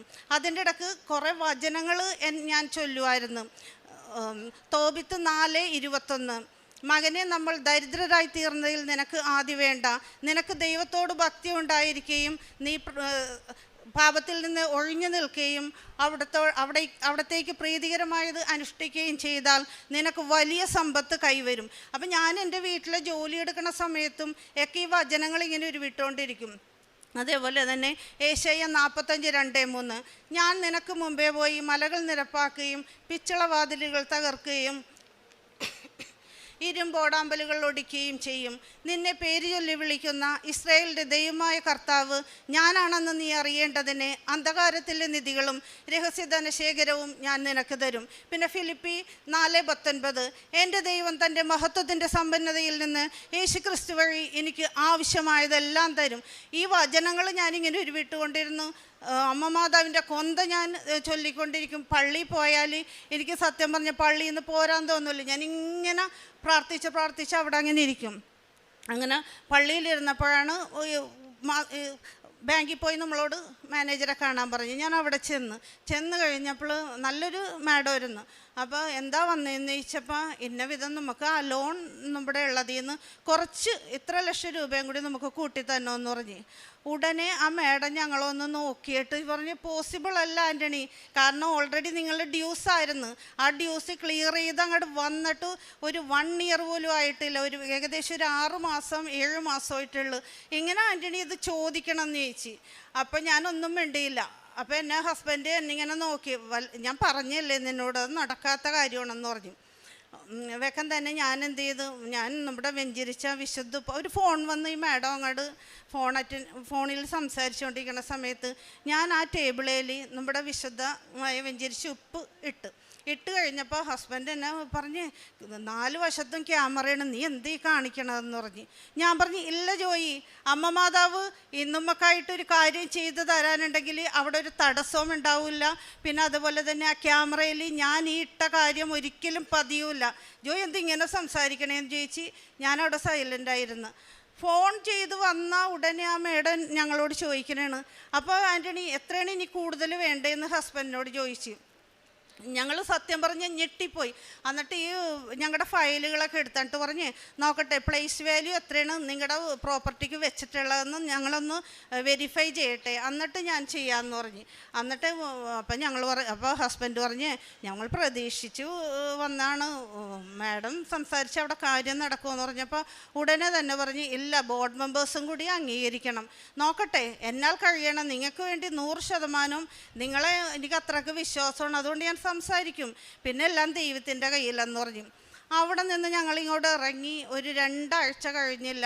വെക്കം തന്നെ പറഞ്ഞ് ഉടനെ തന്നെ അതിൻ്റെ ഇടയ്ക്ക് നമ്മൾ ഇറങ്ങണതിന് മുമ്പ് അവർ തിരിച്ച് വിളിച്ചിട്ട് പറഞ്ഞ് ലോണിനുള്ള ഫോം വാങ്ങിച്ചുണ്ടോയിക്കോ, എന്നിട്ട് വീണ്ടും എഴുതിക്കോട്ടോ, പുതിയ ലോണാക്കി ഇനി കാണിക്കണമല്ലോ, അപ്പോൾ ചെയ്തോന്ന് പറഞ്ഞു. നമ്മളത് കൊടുത്ത് 2 ആഴ്ച ഒരു മാക്സിമം ഒരു 3 ആഴ്ചക്കുള്ളിൽ നമ്മുടെ കാര്യം ഓക്കെ.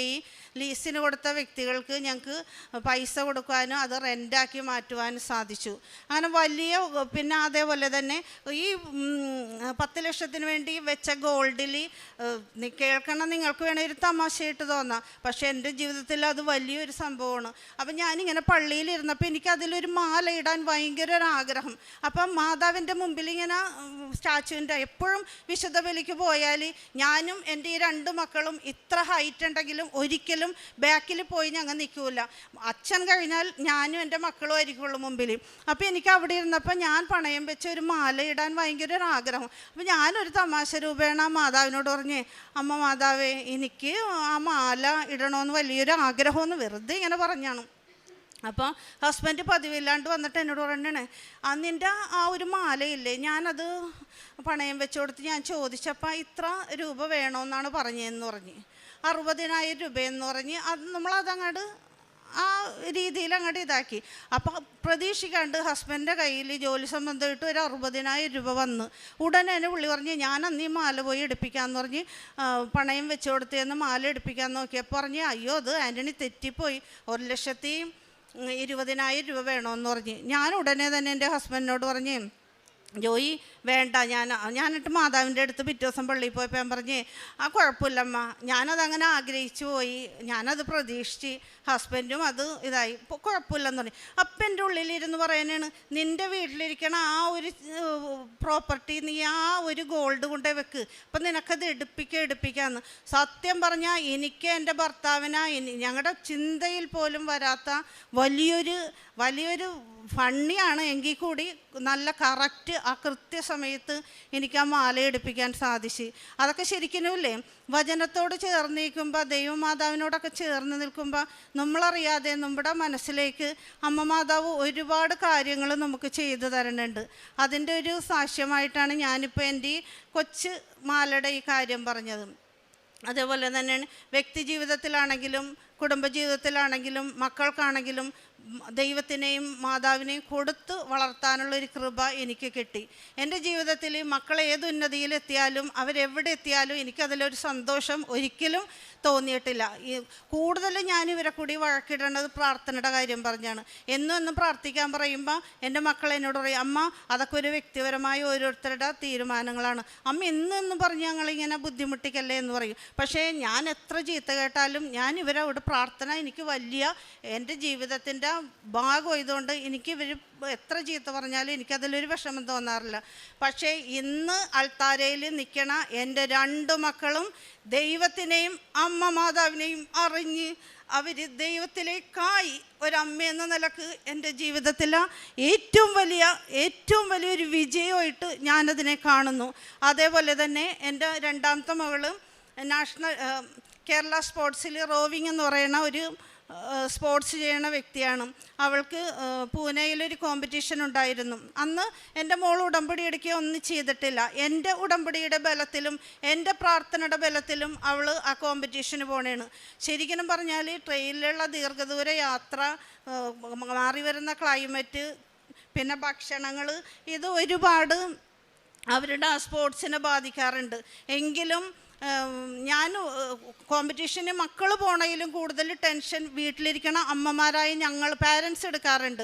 അപ്പം എനിക്ക് പിന്നെ പള്ളിയിൽ നിന്ന് മാറാൻ നേരം ഉണ്ടാവില്ല. അപ്പം ഞാനിങ്ങനെ പള്ളിയിലിരുന്ന് പ്രാർത്ഥിക്കണ സമയത്ത് ബൈബിൾ വായിച്ച് ആരാധന സ്ഥലത്തിരിക്കണ സമയത്ത് ഞാൻ പറഞ്ഞേ എനിക്കിന്ന് എൻ്റെ മോക്കടെ കോമ്പറ്റീഷൻ നടക്കുന്നതാണ്, എനിക്കിന്ന് ഒരു ഉത്തരം കിട്ടിയേ പറ്റൂ, എനിക്കല്ലാണ്ട് പോയി എനിക്ക് സ്വസ്ഥത ഉണ്ടാവില്ല ഈശോയെ, എനിക്ക് നീ ഉത്തരം എന്ന് പറഞ്ഞ്. അങ്ങനെ ബൈബിൾ തുറന്നപ്പോൾ എനിക്ക് കിട്ടണ ജ്ഞാനം 5:21 വിദ്യുച്ചരങ്ങൾ നന്നായി കുലച്ച മേഘവില്ലിൽ നിന്ന പോലെ ലക്ഷ്യത്തിലേക്ക് ഊക്കോടെ കുതിച്ചുവായു എന്ന്. ഞാൻ ഉടനെ എനിക്ക് മനസ്സിലായി എൻ്റെ മോളുടെ വിജയം ഇന്ന് ഉറപ്പാണെന്ന്. ഞാൻ പ്രാർത്ഥിക്കാനാ അവിടെ നിൽക്കാണ്ട് ഞാൻ നേരെ വീട്ടിലേക്ക് വന്ന് ഹസ്ബൻഡിനെയും മൂത്ത മോളെയൊക്കെ വിളിച്ച് പറഞ്ഞ് അന്നൊക്കെ ഉറപ്പാണ്, സാറക്കിന്ന് ഉറപ്പാണ് കേട്ടോ മെഡൽ കിട്ടുമെന്ന്.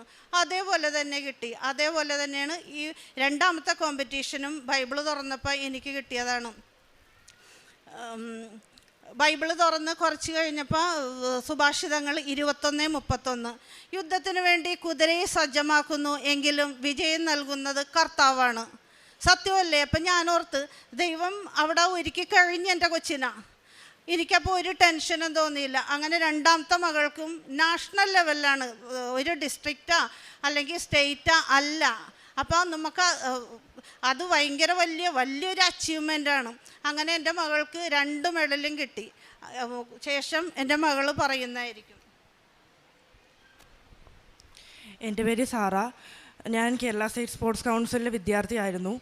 2024 ഡിസംബർ 5 തൊട്ട് ഉള്ള പൂനെയിൽ വെച്ച് നടന്ന കോമ്പറ്റീഷനിലാണ് അമ്മ മാതാവ് എനിക്ക് എൻ്റെ 2ാമത്തെ മെഡൽ തന്ന് അനുഗ്രഹിച്ചത്. എൻ്റെ ആദ്യത്തെ മെഡലിൻ്റെ സാക്ഷ്യം എൻ്റെ അമ്മ ഓൾറെഡി പറഞ്ഞായിരുന്നു. 2ാമത്തെ കോമ്പറ്റീഷൻ എനിക്ക് വളരെ കഷ്ടപ്പാട് നിറഞ്ഞതായിരുന്നു. കാരണം ഞാൻ ചെയ്യുന്ന ബോട്ടിൽ 4 പേരാണുള്ളത്. അപ്പം ഞങ്ങൾ തുഴയേണ്ടത് പുറകോട്ടാണ്. നോർമൽ ഒരു ബോട്ട് തുഴയുന്നത് ഫ്രണ്ടോട്ടാണെങ്കിലും ഞങ്ങൾ ചെയ്യുന്ന സ്പോർട്സിൽ ബോട്ട് തുഴയേണ്ടത് പുറകോട്ടാണ്.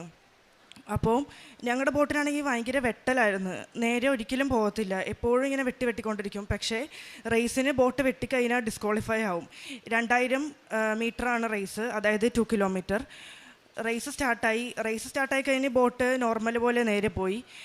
ബോട്ട് നേരെ പോയി കഴിഞ്ഞ് ഒരു ലാസ്റ്റ് 500 ആയപ്പോഴത്തേക്കും ഞങ്ങളുടെ ബോട്ട് കംപ്ലീറ്റ് വെട്ടി. അപ്പോഴത്തേക്കും അമ്മ മാതാവിൻ്റെ ഇടപെടൽ സംഭവിച്ചു. സാധാരണ ഇങ്ങനെ ബോട്ട് വെട്ടിയാൽ ഞങ്ങൾ ഡിസ്ക്വാളിഫൈ ചെയ്യേണ്ടതിന് പകരം അമ്പയർ വന്നിട്ട് പറഞ്ഞു, നിങ്ങൾ നിങ്ങളുടെ സ്വന്തം ട്രാക്കിലോട്ട് ഇടുകയാണെങ്കിൽ നിങ്ങൾക്ക് റേസ് കണ്ടിന്യൂ ചെയ്യാം. അപ്പം തന്നെ ഞങ്ങളുടെ ബോട്ട് ട്രാക്കിലോട്ടിട്ട് റേസ് കണ്ടിന്യൂ ചെയ്തു. പക്ഷെ ഞങ്ങൾക്കൊരു പ്രതീക്ഷയില്ലായിരുന്നു, കാരണം ലാസ്റ്റ് 500 എന്ന് പറഞ്ഞാൽ എല്ലാവർക്കും അറിയാം പെട്ടെന്ന് തീരും. ഞങ്ങൾ 2ാം സ്ഥാനത്ത് കിടന്ന് ഞങ്ങൾ 4ാം സ്ഥാനത്തായി.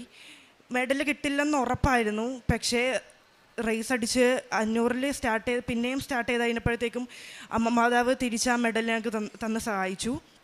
റേസ് അടിക്കുന്നതിന് മുമ്പ് ഞാൻ പെഡലിൽ കൃപാസനം ഉപ്പും എൻ്റെ നെറ്റിയിൽ കുരിശടയാളം വരച്ചായിരുന്നു. അതുപോലെ തന്നെ ഒരു തുള്ളി ഉപ്പ് എൻ്റെ നാവിലിട്ടായിരുന്നു.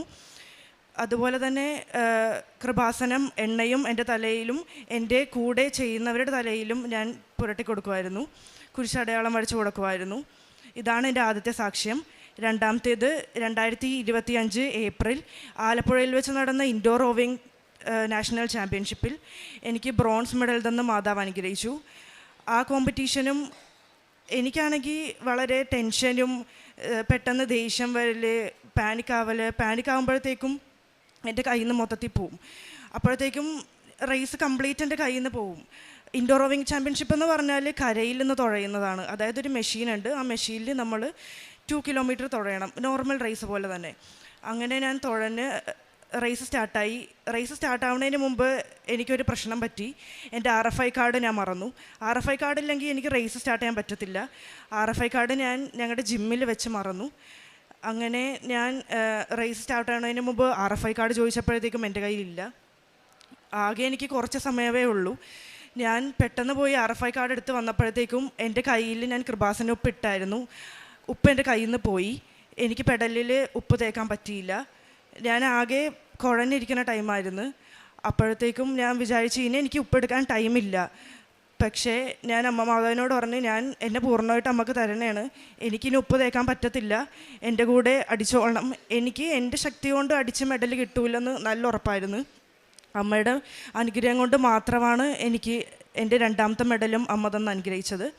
ആ റേസിൽ എനിക്ക് ബ്രോൺസ് മെഡൽ തന്ന് അമ്മ മാതാവ് അനുഗ്രഹിച്ചു. ഈ 2 അനുഗ്രഹങ്ങൾക്കും ഞാൻ അമ്മ മാതാവിനോട് 1000 നന്ദി പറയുന്നു. ഞാൻ അതിനുശേഷമാണ് വന്ന് ഉടമ്പടി എടുക്കുന്നത്. ഉടമ്പടി ഫെബ്രുവരി 13, 2026 വന്നെടുത്തു. ഉടമ്പടി എടുത്തതിന് ശേഷം എൻ്റെ ജീവിതത്തിൽ ഒട്ടേറെ മാറ്റങ്ങൾ സംഭവിച്ചു. എനിക്കാണെങ്കിൽ പള്ളി പോകും, പക്ഷേ എനിക്ക് മര്യാദക്ക് കുർബാന കൂടാനോ ശ്രദ്ധ കൊടുക്കുക അങ്ങനെയൊന്നും ചെയ്യത്തില്ല. കുർബാന കൂടും, തിരിച്ചു വരും, അത്രയേ ഉള്ളൂ. പിന്നെ മൊബൈലിൽ ഞാൻ ഭയങ്കര അഡിക്റ്റായിരുന്നു. ഒരു സെക്കൻഡ് കിട്ടിയ ആ ടൈം എനിക്ക് മൊബൈലിൽ നോക്കണം. പഠിക്കുകയൊന്നുമില്ലായിരുന്നു, ഭയങ്കര മടി, കുമ്പസാരമൊന്നുമില്ല. ഉടമ്പടി എടുത്തതിന് ശേഷം 2 ആഴ്ച കൂടുമ്പോൾ ഞാൻ കുമ്പസാരിക്കാൻ തുടങ്ങി. പ്രാർത്ഥനയിൽ സജീവമായി. ദിവസം തോറും ദിവ്യബലികളിൽ പങ്കെടുക്കാൻ തുടങ്ങി. എനിക്ക് എൻ്റെ മടി കംപ്ലീറ്റായിട്ട് അമ്മ മാതാവ് മാറ്റിത്തന്നു. ഈ അനുഗ്രഹങ്ങൾക്ക് ഞാൻ ഒരുപാട് അമ്മ മാതാവിനോട് നന്ദി പറയുന്നു. പിന്നെ എൻ്റെ പ്രേക്ഷിത പ്രവർത്തനം എന്ന് പറഞ്ഞാൽ ഞാൻ എല്ലാവർക്കും വീടുകൾ കയറി പത്രം കൊടുക്കും. ചില ആൾക്കാർ വേണ്ടെന്ന് പറയും, പക്ഷെ എന്നാലും ഞാൻ കൊടുക്കും, നിർബന്ധിപ്പിച്ചൊക്കെ കൊടുക്കും. പിന്നെ കുറേ പേര് വേണ്ട എന്ന് പറഞ്ഞ് ഇവിടെ എല്ലാവർക്കും അറിയാൻ പറ്റും, അതായത് നമ്മളൊരുമാതിരി നോട്ടവും അവരുടെ ഓരോ മുഖഭാവങ്ങളും മാറും. പക്ഷെ എന്നാലും ഞാനതൊക്കെ സഹിച്ച് അമ്മ മാതാവിന് വേണ്ടി ഞാനതൊക്കെ സഹിച്ച് പത്രം വേറെ വീടുകളിലും വേണ്ടാത്തവർക്ക് ഞാൻ കൊടുക്കില്ല. കാരണം അവർക്ക് കൊടുത്തു കഴിഞ്ഞാൽ അവർ ചിലപ്പോൾ അത് നല്ല രീതിയിൽ ഉപയോഗിക്കില്ലെങ്കിലോ എന്ന് ഓർത്ത് ഞാൻ അവർക്ക് കൊടുക്കില്ല. പിന്നെ ആഴ്ചയിൽ ഒരിക്കൽ എറണാകുളം ആശുപത്രിയിൽ പൊതിച്ചോറ് കൊടുക്കും. ഇതൊക്കെയാണ് ഞാൻ ചെയ്ത പ്രേക്ഷിത പ്രവർത്തനങ്ങൾ. എനിക്ക് ഈ 2 അനുഗ്രഹങ്ങൾ തന്ന അമ്മ മാതാവിന് 1000 നന്ദി. എൻ്റെ പേര് അന്ന. ഞാൻ 2024 ആദ്യമായിട്ട് ഉടമ്പടി എടുക്കുന്നത്. പക്ഷേ എനിക്ക് ആദ്യത്തെ ഉടമ്പടി കംപ്ലീറ്റ് ചെയ്യാൻ പറ്റിയില്ല, ഞാനത് ബ്രേക്ക് ചെയ്തു. അത് കഴിഞ്ഞ് കുറച്ച് കഴിഞ്ഞപ്പോൾ ഞാൻ എൻ്റെ ജർമ്മൻ എക്സാമും ജർമ്മൻ ക്ലാസ്സും ഒക്കെ ഓൾറെഡി കംപ്ലീറ്റ് ആയി. ജർമ്മൻ എക്സാമൊക്കെ എഴുതി. ജർമ്മൻ എക്സാം എഴുതി റിസൾട്ടിന് വേണ്ടി വെയിറ്റ് ചെയ്തിരിക്കുന്ന സമയമായിരുന്നു. അത് കഴിഞ്ഞ് റിസൾട്ട് ഓട്ടോമാറ്റിക്കലി വന്നു, ഞാൻ ആഗ്രഹിച്ചത് കിട്ടി. പക്ഷെ അത് കഴിഞ്ഞ് പിന്നെ ഞാൻ ഉടമ്പടി കണ്ടിന്യൂ ചെയ്യാനോ അല്ലെങ്കിൽ രണ്ടാമത് ഉടമ്പടി എടുക്കാനോ ഒന്നും എനിക്ക് ആഗ്രഹം ഉണ്ടായില്ല. അത് കഴിഞ്ഞ് അമ്മ എൻ്റെ അടുത്ത് കുറച്ച് പ്രഷർ ചെയ്തപ്പോൾ പിന്നെ ഞാൻ ഒന്നും കൂടെ രണ്ടാമത് ഉടമ്പടി എടുത്തു. ഈ ഉടമ്പടി എടുത്ത് ഫസ്റ്റ് ഒരു 2 days 3 days ഒക്കെ പിന്നെയും രാവിലെ എണീക്കുമായിരുന്നു. പിന്നെ എനിക്ക് രാവിലെ എണീക്കാൻ പറ്റുന്നില്ല. അങ്ങനെ ഞാൻ ആ ഉടമ്പടിയും ബ്രേക്ക് ചെയ്തു. ഈ സമയത്താണ് എൻ്റെ അമ്മ സാക്ഷ്യം പറഞ്ഞു കഴിഞ്ഞിട്ട് എൻ്റെ അമ്മയുടെ ഫ്രണ്ടിൻ്റെ മോൻ ജർമ്മനിയിൽ അച്ഛനാണെന്ന് പറഞ്ഞ് അവിടെ ഹോസ്പിറ്റലിൽ നഴ്സിങ്ങിന് വേക്കൻസി ഉണ്ട്, അപ്പോൾ എനിക്ക് അപ്ലൈ ചെയ്യാൻ താല്പര്യം ഉണ്ടെങ്കിൽ അപ്ലൈ ചെയ്തോ എന്ന് പറഞ്ഞ് ഒരു ഓപ്ഷൻ വന്നു. പക്ഷേ ഈ സമയത്ത് ഒരു 500+ സ്റ്റുഡൻസ് ഉണ്ട്. ഇതിൽ എൻ്റെ ലാംഗ്വേജിൽ എനിക്ക് അത്ര കോൺഫിഡൻസ് ഉണ്ടായിരുന്നില്ല. സർട്ടിഫിക്കറ്റ്സ് ഉണ്ട്, പക്ഷേ എനിക്ക് കോൺഫിഡൻസ് ഉണ്ടായിരുന്നില്ല. അതുകൊണ്ട് ഞാൻ ജസ്റ്റ് അമ്മ പറഞ്ഞതുകൊണ്ടും പിന്നെ ആൻറ്റീനെ എനിക്ക് അറിയാവുന്നതുകൊണ്ടും ഞാൻ ജസ്റ്റ് ഒന്ന് അപ്ലൈ ചെയ്തു. അവരാകെ 25 സ്റ്റുഡൻസിനെ എടുത്തുള്ളൂ. അതിൽ എനിക്ക് ഒരു പാർട്ടാകാൻ പറ്റി, അതും അമ്മ മാതാവിൻ്റെ അനുഗ്രഹം. അങ്ങനെ ഇൻ്റർവ്യൂ കഴിഞ്ഞു. ഇൻ്റർവ്യൂ കഴിഞ്ഞിട്ട് എനിക്ക് പിന്നെ റെസ്പോൺസ് ഒന്നും ഉണ്ടായില്ല. ഒരു 1 year പ്രോസസ്സായിരുന്നു. ഇൻ്റർവ്യൂ കഴിഞ്ഞിട്ട് മൊത്തം ബ്ലാങ്കായി നിൽക്കുന്ന സമയത്ത് ഒരു ദിവസം അമ്മേൻ്റെ അടുത്ത് പറഞ്ഞു, ഒന്ന് കൊന്ത ചൊല്ലി നോക്ക്, അപ്പോൾ ഇന്ന് എന്തായാലും ഒരു അത്ഭുതം നടക്കുമെന്ന്. ഞാനങ്ങനെ അമ്മ പറയുന്നത് ഞാനങ്ങനെ നിരസിക്കാറില്ല, അതുകൊണ്ട് ഞാൻ കൊന്ത ചൊല്ലി രാവിലെയാണ് ചൊല്ലിയത്. വൈകിട്ട് തന്നെ എനിക്ക് മെയിൽ അയച്ചു, ഞാൻ കോൺട്രാക്റ്റ് ഷെയർ ചെയ്യുന്നുണ്ടെന്ന് പറഞ്ഞ്. കോൺട്രാക്റ്റ് കയ്യിൽ കിട്ടി, വിസയ്ക്ക് സബ്മിറ്റ് ചെയ്തു. ഫസ്റ്റ് വിസ റിജക്ഷൻ ആയിരുന്നു. എന്നോടൊരു സർട്ടിഫിക്കറ്റ് ചോദിച്ചിട്ടുണ്ടായിരുന്നു, ഒരു എക്സ്ട്രാ സർട്ടിഫിക്കറ്റ്. അപ്പോൾ യൂഷ്വലി എൻ്റെ ഹോസ്പിറ്റൽ എനിക്കൊരു എമൗണ്ട് പ്രൊവൈഡ് ചെയ്യും. ആ എമൗണ്ടിൻ്റെ 5 പൈസ പോലും അവർ കൂട്ടി ചോദിക്കാൻ തരില്ല, കാരണം അവരുടെ റൂൾസ് അങ്ങനെയാണ്. പക്ഷേ എൻ്റെ വിസ റിജക്ഷൻ്റെ ഫസ്റ്റ് റീസൺ എൻ്റെ ഈ എമൗണ്ട് സഫീഷ്യൻ്റ് അല്ല, ഇതിൽ നിന്ന് ഒരു 25 euros കൂടെ കൂടുതൽ വേണമെന്നായിരുന്നു. അപ്പോൾ എനിക്ക് ഓൾറെഡി ടെൻഷനായി, കാരണം എനിക്ക് ജർമ്മൻ റൂൾസ് നന്നായിട്ട് അറിയാം. എൻ്റെ ലൈഫിലും എൻ്റെ പരിചയത്തിൽ ആർക്കും ഈ എമൗണ്ട് കൂട്ടിക്കൊടുക്കാറില്ല. അവരെന്ത് എമൗണ്ടാണോ കോൺട്രാക്റ്റിൽ തരുന്നത് ആ എമൗണ്ട് തന്നെ നമ്മൾ അക്സെപ്റ്റ് ചെയ്യണം. പിന്നെ എൻ്റെ എമൗണ്ടിൽ ഞാൻ ഓക്കെ ആയിരുന്നു, പക്ഷേ എന്നാൽ പോലും എൻ്റെ ജർമ്മൻ എംബസി അത് റിജക്റ്റ് ചെയ്തതുകൊണ്ട് ഞാൻ ഈ ഒരു മെയിൽ എൻ്റെ ഹോസ്പിറ്റലിന് അയച്ചു. ഞാൻ എന്നിട്ട് ഒരു ദിവസം തന്നെ ഞാൻ സന്തോഷകരം, ദുഃഖകരം, മഹിമ, പ്രകാശത്തിൻ്റെ 4 കൊന്തകൾ ഞാൻ എല്ലാ ദിവസവും ചൊല്ലുമായിരുന്നു. പിന്നെ ഏഷ്യ 45:2-3 ഇത് ഞാൻ 33 തവണ 33 പ്രാവശ്യം ചൊല്ലാമെന്ന് പറഞ്ഞു ഞാൻ നേർന്നിട്ടുണ്ടായിരുന്നു. അങ്ങനെ ഇത് എല്ലാ ദിവസവും ചൊല്ലും. പിന്നെ ബൈബിൾ വായിക്കുമ്പോൾ കൊന്ത മുടക്കാറില്ല. കുടുംബ പ്രാർത്ഥന വേറെ, പേഴ്സണൽ പ്രേയേഴ്സ് ഉണ്ട്, കുർബാന മുടക്കാറില്ല. പിന്നെ പ്രത്യക്ഷീകരണ പ്രാർത്ഥന, ഉടമ്പടി റിലേറ്റഡ് ആയിട്ടുള്ള എല്ലാ പ്രാർത്ഥനകളും ഞാൻ ചൊല്ലുമായിരുന്നു. അങ്ങനെ 2 daysനുള്ളിൽ എൻ്റെ ജർമ്മനിയിൽ നിന്ന് എൻ്റെ ഹോസ്പിറ്റലിൽ നിന്ന് പറഞ്ഞു, ഞങ്ങൾ ഓക്കെയാണ് എമൗണ്ട് കൂട്ടിത്തരാൻ, അപ്ഡേറ്റ് ചെയ്തിട്ടുള്ള കോൺട്രാക്റ്റ് ഷെയർ ചെയ്യാമെന്ന് പറഞ്ഞു. ഈ കോൺട്രാക്റ്റ് കിട്ടി. രണ്ടാമത് വിസക്ക് വെച്ചപ്പോൾ എന്നോട് പറഞ്ഞു, പിന്നെയും ആ വിസ റിജക്റ്റഡ് ആയി, കാരണം എൻ്റെ ഇൻകമിൻ്റെ സഫീഷ്യൻ്റ് എക്സ്പ്ലെയിൻ ചെയ്തിട്ടുള്ള പ്രൂഫ് വേണം. ജസ്റ്റ് ഒരു എനിക്ക് മന്ത്ലി എമൗണ്ട് അല്ല വേണ്ടത്, എൻ്റെ ഇൻകം അപ്ഡേറ്റ് ചെയ്തിട്ടുള്ള സഫീഷ്യൻറ്റ് പ്രൂഫ്. അതായത് എനിക്ക് അക്കോമഡേഷൻ ഫ്രീ ആണ്, പക്ഷെ എന്നാൽ പോലും അതിൻ്റെ പ്രൂഫ് കാണിക്കണം എന്ന് പറഞ്ഞു. ഞാനിത് പിന്നെയും എൻ്റെ മെയിൽ അയച്ചു. യൂഷ്വലി ജർമ്മൻസിന് അങ്ങനെ എപ്പോഴെപ്പോഴും മെയിൽ അയക്കുന്നതൊന്നും ഇഷ്ടമല്ല. അവർ ഫ്രണ്ട്ലി ആണ്, പക്ഷെ എന്നാലും അവർക്ക് അധികം മെയിലിനോട് താല്പര്യമില്ല. പക്ഷെ എന്നാലും ഞാൻ ഉപ്പിട്ട് പ്രാർത്ഥിച്ച് മെയിൽ അയച്ചു. 2 daysനുള്ളിൽ എനിക്ക് അതും തന്നു. അങ്ങനെ ഞാൻ 3ാമത്തെ തവണ വിസക്ക് വെച്ച് തലേ ദിവസമാണ് ഞാൻ ഇവിടെ 3ാമത് ഉടമ്പടി പുതുക്കുന്നത്. ഉടമ്പടി പുതുക്കി കഴിഞ്ഞ് ഞാൻ പിന്നെ കണ്ടിന്യൂസ് ആയിട്ട് എല്ലാ പ്രാർത്ഥനകളും ചൊല്ലാൻ തുടങ്ങി. അങ്ങനെ എനിക്ക് 2 പ്രാവശ്യം വിസ റിജക്റ്റഡ് ആയ എനിക്ക് 3ാമത് ഞാൻ ഉടമ്പടി വെച്ചിട്ട് 7 ദിവസത്തിനുള്ളിൽ എനിക്ക് മാതാവ് എൻ്റെ വിസ തന്നു. അതും ഞാൻ ഒട്ടും എക്സ്പെക്റ്റ് ചെയ്തില്ല, കാരണം 2 ആഴ്ചക്കുള്ളിലാണ് യൂഷ്വലി വിസ പ്രോസസ്സിങ് നടക്കുന്നത്. അതിന് മുമ്പ് ഒരിക്കലും തരില്ല, കാരണം ഞാൻ ആഗ്രഹിച്ച ഒരു ഡേറ്റ് 19th ആയിരുന്നു. ആ ഡേറ്റിൽ എനിക്ക് വിസ ഡിസ്പാച്ചായി എന്നുള്ളൊരു മെസ്സേജ് വന്നാൽ മതി, വേറെ വിസ വേണ്ട, പാസ്പോർട്ട് വേണ്ട. പക്ഷേ മാതാവ് എനിക്ക് 19th പാസ്പോർട്ടും അതിൽ വിസയും തന്നു. ഞാൻ ഈ മാസം മാർച്ചിൽ തന്നെ ജർമ്മനിയിൽ പോണേണ്. അതുപോലെ ഞാൻ ടിക്കറ്റ് എടുക്കുന്ന സമയത്ത് March 2 എന്നോട് ജോയിൻ ചെയ്യാൻ പറഞ്ഞത്. പക്ഷേ March 2 ടിക്കറ്റിൻ്റെ പ്രൈസ് വളരെ ഹൈ ആയതുകൊണ്ട് ഞാൻ എൻ്റെ ജർമ്മൻ ഹോസ്പിറ്റലിന് മെയിൽ അയച്ചിട്ട് പറഞ്ഞു, ഇന്ന എക്സ്പെൻസ് ആണ്, അതുകൊണ്ട് എനിക്ക് March 4 ഓക്കെ ആണോ എന്ന് ചോദിച്ചു. അതും എൻ്റെ ഹോസ്പിറ്റലുകാർ ഓക്കെ പറഞ്ഞു. എൻ്റെ ഹോസ്പിറ്റലുകാർ തന്നെയാണ് എന്നെ പിക്ക് ചെയ്യാനും വരുന്നത്. എല്ലാ മാതാവ് എന്നെ അനുഗ്രഹിച്ചു, ഒരു തടസ്സങ്ങളും ഉണ്ടായിരുന്നില്ല. 2 മാസത്തിൽ കൂടുതൽ ഞാൻ വിസയ്ക്ക് ഇങ്ങനെ ട്രൈ ചെയ്തുകൊണ്ടിരുന്ന എനിക്ക് ഒരാഴ്ചക്കുള്ളിൽ വിസയും കിട്ടി. ഒരാഴ്ചക്കുള്ളിൽ ഞാൻ പോകേണ്ട എല്ലാ സാധനങ്ങളും വാങ്ങിച്ചു. ഞാൻ മാതാവ് എനിക്ക് തന്ന ഈ അനുഗ്രഹമായതുകൊണ്ട് ഞാൻ എൻ്റെ എല്ലാ സാധനവും, എൻ്റെ ട്രോളി, പൗച്ച്, വാലറ്റ് എല്ലാം, എൻ്റെ ചെരുപ്പ് ഉൾപ്പെടെ എല്ലാം ഞാൻ സിൽവർ ഗ്രേ കളറാണ് എടുത്തത്. പിന്നെ ഞാൻ പ്രേക്ഷിത പ്രവർത്തനമായിട്ട് ഞാൻ എല്ലാവർക്കും പത്രം കൊടുക്കും. പക്ഷേ എനിക്ക് തുടക്കത്തിൽ ഞാൻ ആദ്യത്തെ ഉടമ്പടി എടുത്ത സമയത്ത് എനിക്ക് പത്രം കൊടുക്കാൻ ഭയങ്കര നാണക്കേടായിരുന്നു. കാരണം ഒബ്വിയസ്ലി അവരെന്തായാലും ഫേസ് വേറെ റിയാക്ഷൻ തരും. പിന്നെ അവരെന്നോട് എന്തെങ്കിലും ഹേർട്ട്ഫുള്ളായിട്ട് സംസാരിച്ച് കഴിഞ്ഞാൽ അത് എനിക്ക് അക്സെപ്റ്റ് ചെയ്യാൻ കുറച്ച് പാടായിരുന്നു.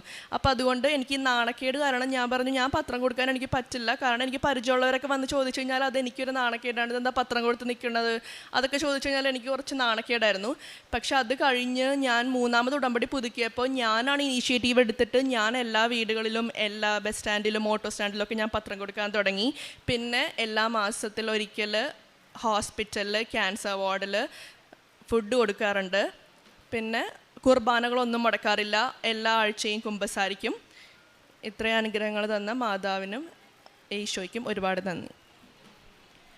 എന്നെ സംബന്ധിച്ച് എൻ്റെ ഫസ്റ്റ് സാക്ഷ്യം കഴിഞ്ഞപ്പോഴാണ് എൻ്റെ 10th പഠിച്ച, അതൊരു 30 വർഷം പുറകോട്ടുള്ള ഫ്രണ്ട്സാണ്. എൻ്റെ സാക്ഷ്യം കേട്ടിട്ട് ഞങ്ങൾ 6 ഫ്രണ്ട്സ് വീണ്ടും റീജോയിൻ ചെയ്ത്. അതിലൊരു ഫ്രണ്ട് വഴിയാണ് എൻ്റെ മോൾക്ക് ഇപ്പോൾ ജർമ്മനി പോകാനുള്ള ഒരു സാഹചര്യം ഉണ്ടായത്.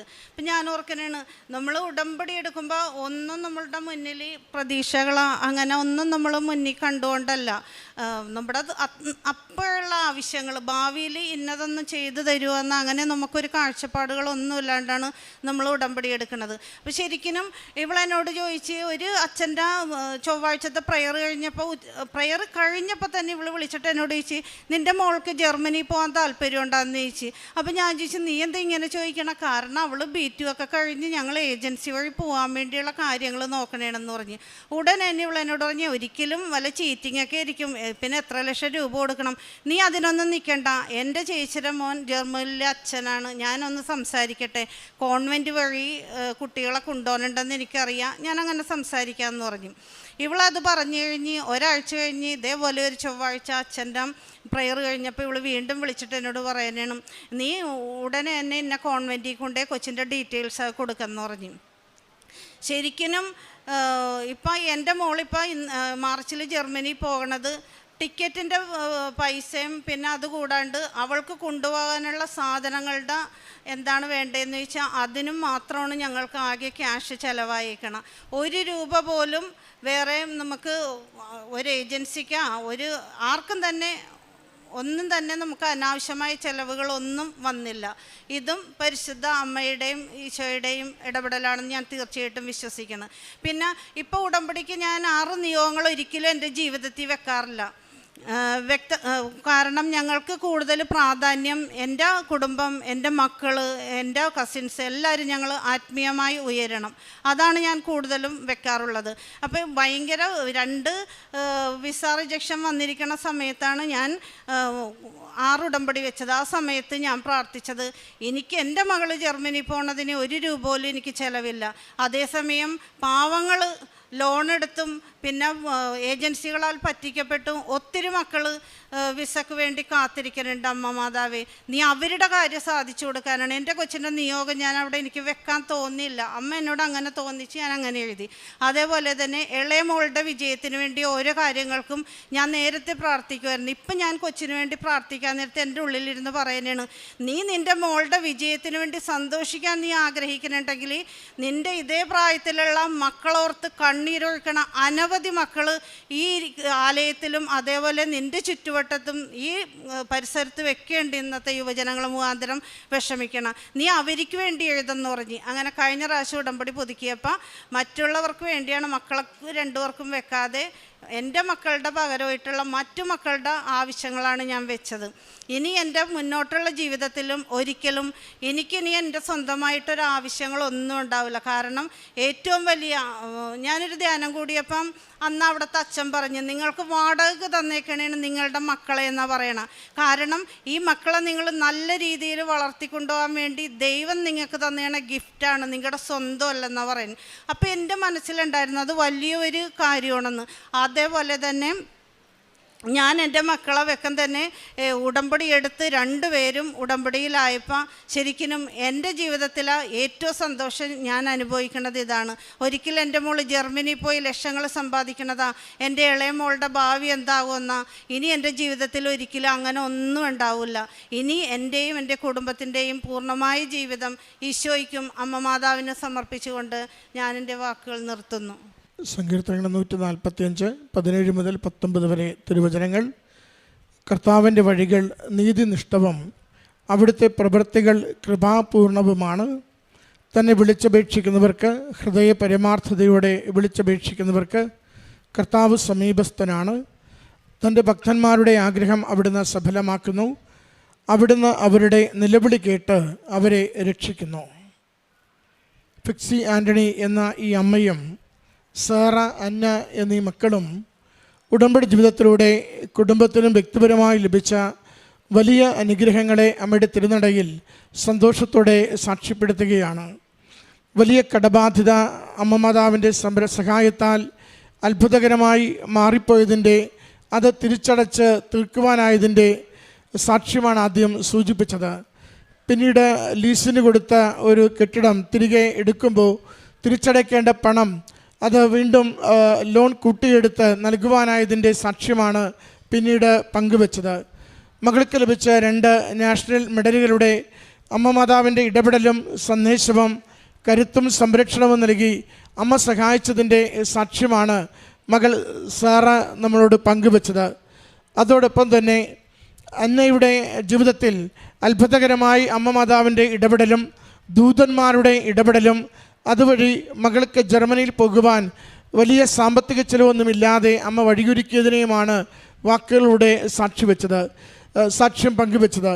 ഈ ഓരോ സാക്ഷ്യത്തിൻ്റെയും കണ്ടൻറ്റിൽ നമുക്ക് പ്രധാനമായും കാണാം എത്ര ആഗ്രഹത്തോടെ, ശരണത്തോടെ, വിശ്വാസത്തോടെ അമ്മ മാതാവിൽ ആശ്രയിക്കുകയും മറ്റെല്ലാ സാഹചര്യങ്ങളും എതിരാണെങ്കിലും അമ്മ കൂടെയുണ്ടെങ്കിൽ ജീവിത വിഷയം പരിഹരിക്കപ്പെടുകയും മത്സരത്തിൽ വിജയിക്കുകയും നിരസിക്കപ്പെടുന്ന ആ വിസ അത് അക്സെപ്റ്റ് ചെയ്യുന്ന രീതിയിൽ കാര്യങ്ങൾ മുന്നോട്ട് പോവുകയും ചെയ്യുമെന്ന് 3 പേരും ആവർത്തിച്ചവരുടെ വാക്കുകളിലൂടെ അടയാളപ്പെടുത്തുകയും സാക്ഷ്യപ്പെടുത്തുകയും ചെയ്യുന്നുണ്ട്.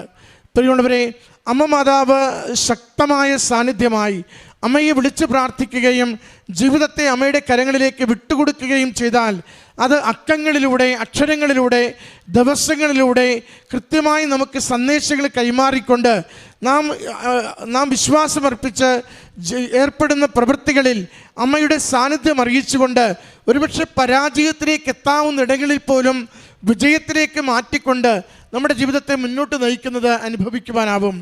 ഓരോരുത്തരുടെയും സാക്ഷ്യത്തിൽ അത് പ്രത്യേകമാവിധം എടുത്തു പറയുന്നുണ്ട്. മകൾ പറയുന്നു, ട്രാക്ക് മാറിയാൽ ഡിസ്ക്വാളിഫൈ ആകുന്ന മത്സരത്തിൽ മകൾക്ക് ആ ട്രാക്ക് മാറിയിട്ട് കൂടിയും തുടർന്നും മത്സരത്തിൽ മുന്നേറുവാനും വിജയിക്കുവാനും സാഹചര്യം അമ്മ ഒരുക്കി കൊടുത്തതിനെക്കുറിച്ച്.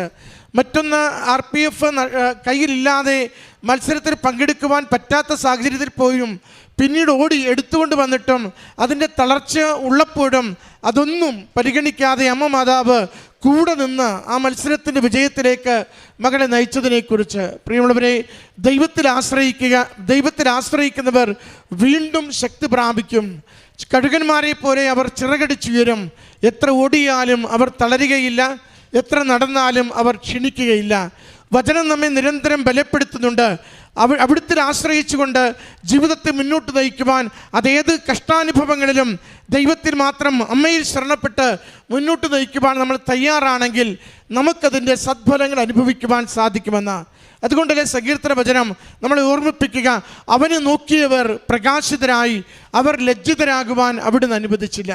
അതുകൊണ്ട് നമ്മുടെ ജീവിതത്തിൻ്റെ, ഭൗതികമായ ജീവിതത്തിൻ്റെ ഏതൊരു കഷ്ടനഷ്ടങ്ങളുടെയും, ഏതൊരു പ്രതിസന്ധിയുടെയും, ഏതൊരു ഇല്ലായ്മയുടെയും അവസരങ്ങളിലും സാഹചര്യങ്ങളിലും അത് ഈശോയിലേക്ക് നോക്കുവാൻ, അവനിൽ പൂർണ്ണമായി ജീവിതത്തെ സമർപ്പിക്കുവാൻ അമ്മ മാതാവിൻ്റെ വലിയ മാധ്യസ്ഥം ഈശോയിലൂടെ നമുക്ക് വലിയ അനുഗ്രഹമായി തീരുമെന്ന പ്രത്യാശയിൽ ഉടമ്പടി ജീവിക്കുവാൻ നമുക്ക് സാധിക്കുമെങ്കിൽ വിശ്വാസ പ്രയോഗത്തിലൂടെ നാം ഉപയോഗിക്കുന്ന ഉടമ്പടി നേർച്ച വസ്തുക്കൾ നമുക്കത് അനുഗ്രഹത്തിനും വേഗതയ്ക്കും കാരണമാകും. പ്രയാസങ്ങൾ തരണം ചെയ്യുന്നതിനും കുരുക്കുകൾ അഴിയുന്നതിനും കാരണമാകും.